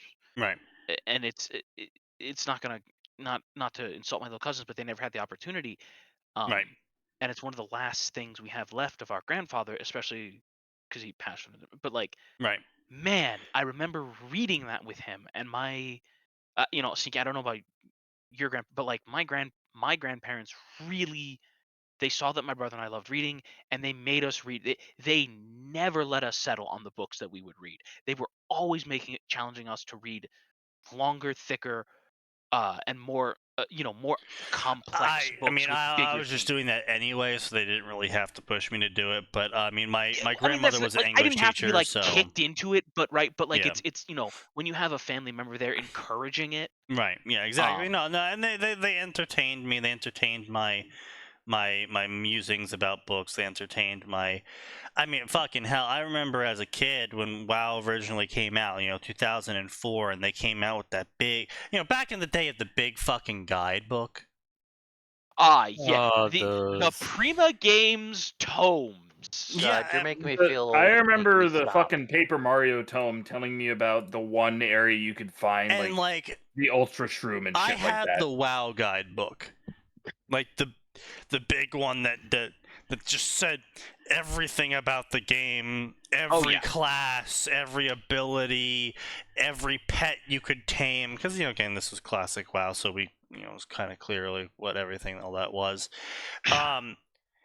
And it was a tome. It was a fucking hardback book. And I remember spending a lot of time with my grandparents as I pored over this, planning my first WoW character because it was so cool, and I was going to have so many cool adventures. And I never ended up playing it. Because my parents weren't enthused about paying a subscription fee. I remember I had a friend. I had a friend who's and I know this is gonna it sounds like everything you heard online, but I had a friend whose dad legitimately was a manager at Sony Online Entertainment. Right. So his son got to play obviously he got to do things like play Galaxies for free. And he told me about all these cool adventures he had in Star Wars Galaxy, and I saved up my money. This was 10-year-old Atin. Yeah. He saved up his money for, months and months and chores and all that crap, right? And he bought the game, and he was so excited, and he's installing it, and then he's like, a credit card? He goes and gets his parents, and the parents are like, yeah, it's not happening. Yeah. Money wasted. Yeah. Because you know what? The money was not wasted, because I still have that installation set, and guess what? I can still play Galaxies now after it's been taken offline. That's true. Yeah, nice. I got a month-long subscription to Galaxies because I purchased Star Wars Collection, only available at Target. Oh, yes, which yes. Which included KOTOR, which included KOTOR 2, Star Wars The RTS Empires at War, Star Wars Battlefront The RTS, Star Wars Battlefront the third-person shooter, and a month subscription to Star Wars Galaxies. Didn't it also have Jedi Knight? Or was that a later collection? No, it also had Jedi Knight 1 and 2, and it had the other one. Academy? Yeah. Yep. It had a whole all of those. That was my introduction to all of that, and I was like, "Fucking, this is so cool!" And then I get my ass beaten Academy and Jedi Knight. Well, yeah. Academy is fantastic. I fucking remember. I forget which one of those three it was, but I start up the game. I'm like, oh cool, I have this character, and I fucking open the door and I walk down the hallway and I turn a corner and get blasted by a droid. I'm like, this game sucks. I don't want to play it. This game fucking sucks. I hate it. Then why are you still playing it? Fuck you. Yeah. So it's just it's. Anyway, so back to overthought ideas. It's enough age damage going on. Anyway, Claymore is the source of a lot of edginess nowadays, as far as I can see it, because I can look at a lot of edgier shit these days that aren't specifically like Shadow of Eminence, where it's supposed to be a trope breakdown of other shit.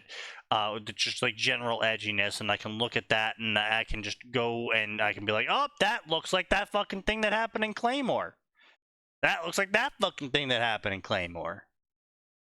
And I mean, yeah, sure, maybe it was in the collective Jap consciousness for longer than I know because, it was some fucking ancient thing back in the 60s or 70s or some shit where, like, they had that topic introduced and then it was forever part of everything ever.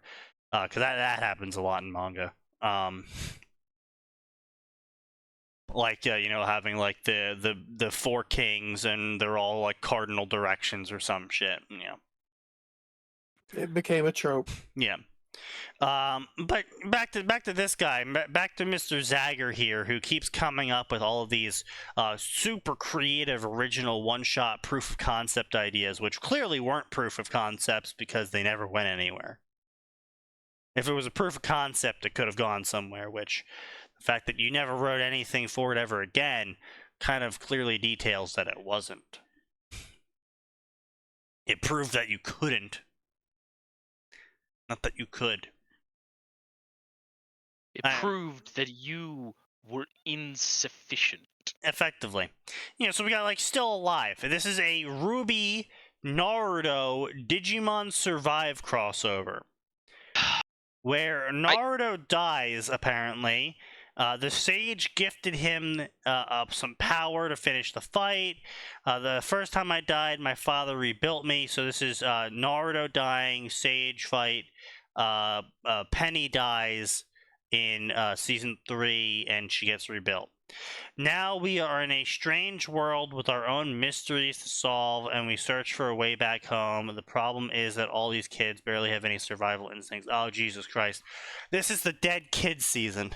Yeah, it's the dead kids season, of course. By the way, I just want to take a moment to say, author, you say these are proof of concepts. What these are proof of your insufficiency, a monument to all your failures. Yeah, effectively, I mean, like, it literally is, though, right? It literally is. It's like, oh, I'm going to post one chapter of this story, and then I'm never going to post anything related to this idea ever again. Well, unlike Sign, who can get away with it because he's trying to bait people into paying him for more chapters, yeah. You aren't and being more to paid. The point, it works. Yeah, well, yes. Sure. Which, by the way, can I just say, I have found at least 3 people who are now paying for Outer Heaven. who have all paid him saying, I just want more Outer Heaven with how it currently is. None of them have asked for lewds. None of them have asked for any kind of special snowflake bullshit either. Just keep doing what you're doing. Okay.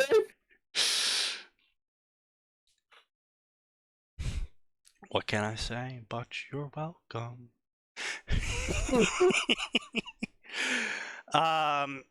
Yeah, so it's just like, okay, so fucking Naruto dies, and then he gets back into the fight, and then I guess he dies again, because it's Digimon Survive, so I mean, so he's dead again, and then Penny dies, and then she gets brought back, and then she dies again, so now she's also in Survive, and now they have to help the kids. It's a Naruto times Penny story, which, I mean, I guess it kind of gets around the fact that they are, a robot and a person by the fact that they're both digital now, but that also does mean that they don't...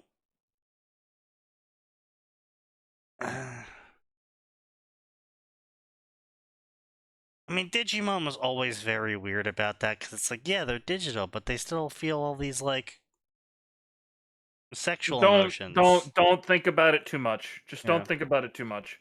Digimon is not. Digimon and Pokemon are not. It's not that weird when you realize they're connected to the internet. So anyway, this is a Neo. So let's move on. So Neo and Roman's story, right? It's a pure Ruby story. Pure Ruby. They have moved it to AO3 because it's just going to be porn, apparently. Oh, okay. I was never whole. I was never given a chance to be happy. I just want to make a very stupid joke, a very stupid Warhammer. Since this author is not deserving of our respect, right? Neo's semblance should be Volkite. Wow, I couldn't even think of Nosehair's name. I almost called him by his real name. Gamer? The fuck? Neo's semblance should be Volkite. I don't know what that means. It was a joke exclusively aimed at Nose and anyone who knows anything about 40k. There's a Neo Volkite pistol. Oh, okay. I summoned Gray back with my terrible joke. Did you? No. Oh. Gray should be asleep by now. Yes. I was never whole, never given a chance to stay happy, to be complete. Now my heart is shattered because I made a terrible mistake. Rose Girl ascended and became something more by staying herself. I tried piece by piece. Now with my full potential at the right time, I will make my will reality to fix everything. What is this, Madoka? So I'm assuming, judging by the dates being July 28th, that this is a post-season 9 story in which Neo becomes a god to go back in time to fuck Roman? One would imagine. No. That's... That's not how the whole T thing worked. Well, you need to author Perish. Yes.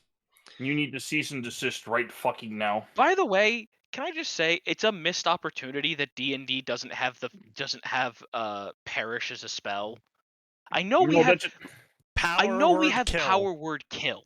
I know we have things like wither, but just a spell called Perish. Are you sure there isn't a spell called Perish? I don't think there is.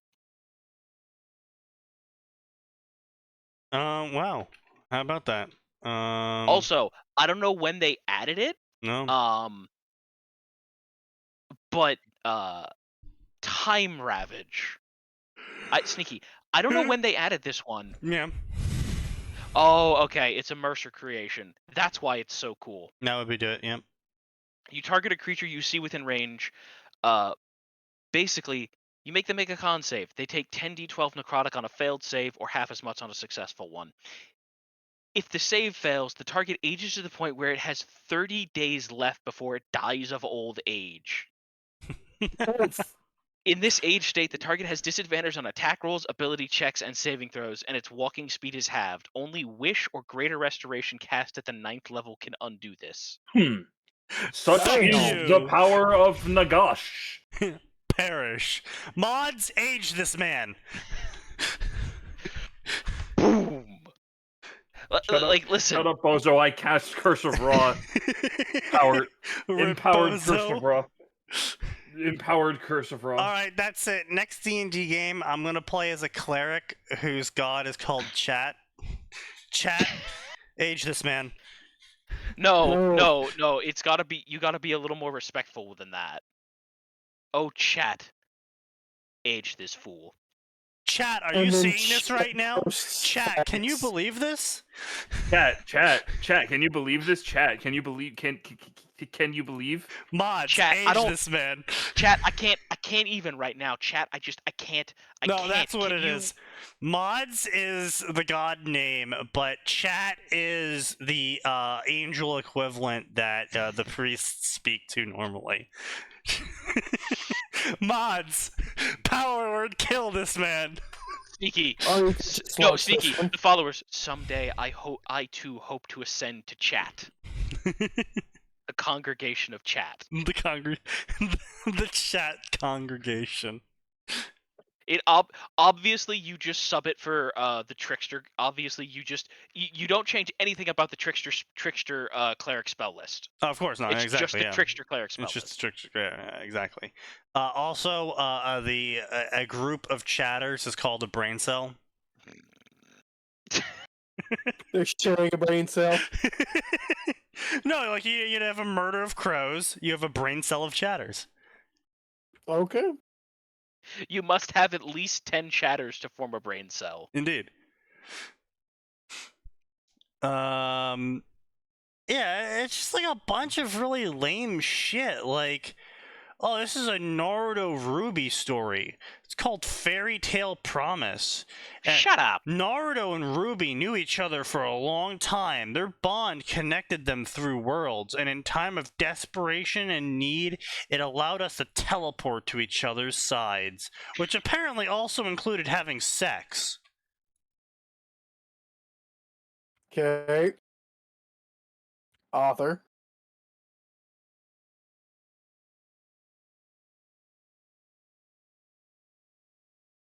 Yeah, it's just... or like this summary that tells me absolutely fucking nothing about the story. Storm of Legends. Here's an idea. Naruto was born to be a legend.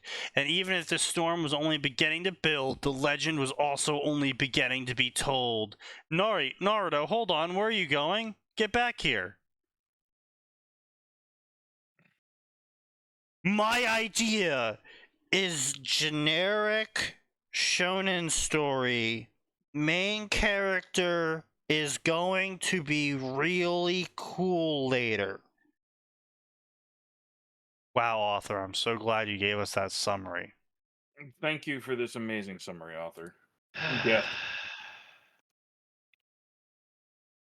Like, it's just like so fucking weak. It's like absolute weak. Light and darkness, the sun and the moon, the two brothers clash through time. That's right, the moon fights the sun constantly. Yeah, totally. Their journey's climax coming to an end, and for one brother, a cat strolls onto the path and their life changes. That's right. Naruto fucks Yu-Gi-Oh! I'm sorry? Excuse you? Excuse you? What? Yeah, Naruto fucks Yu-Gi-Oh!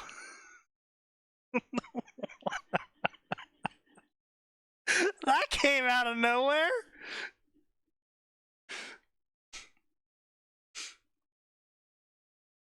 This is a Naruto times Neo story. It's got 35 chapters and 1,500,000 words. Hush dreams.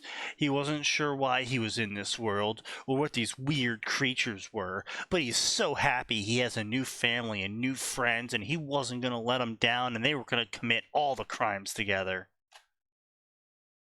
This is so dumb. Naruto fucks Neo. I mean, don't get me wrong, Neo's a good choice for looting, but fuck's sake. It's just like, you know what's wild?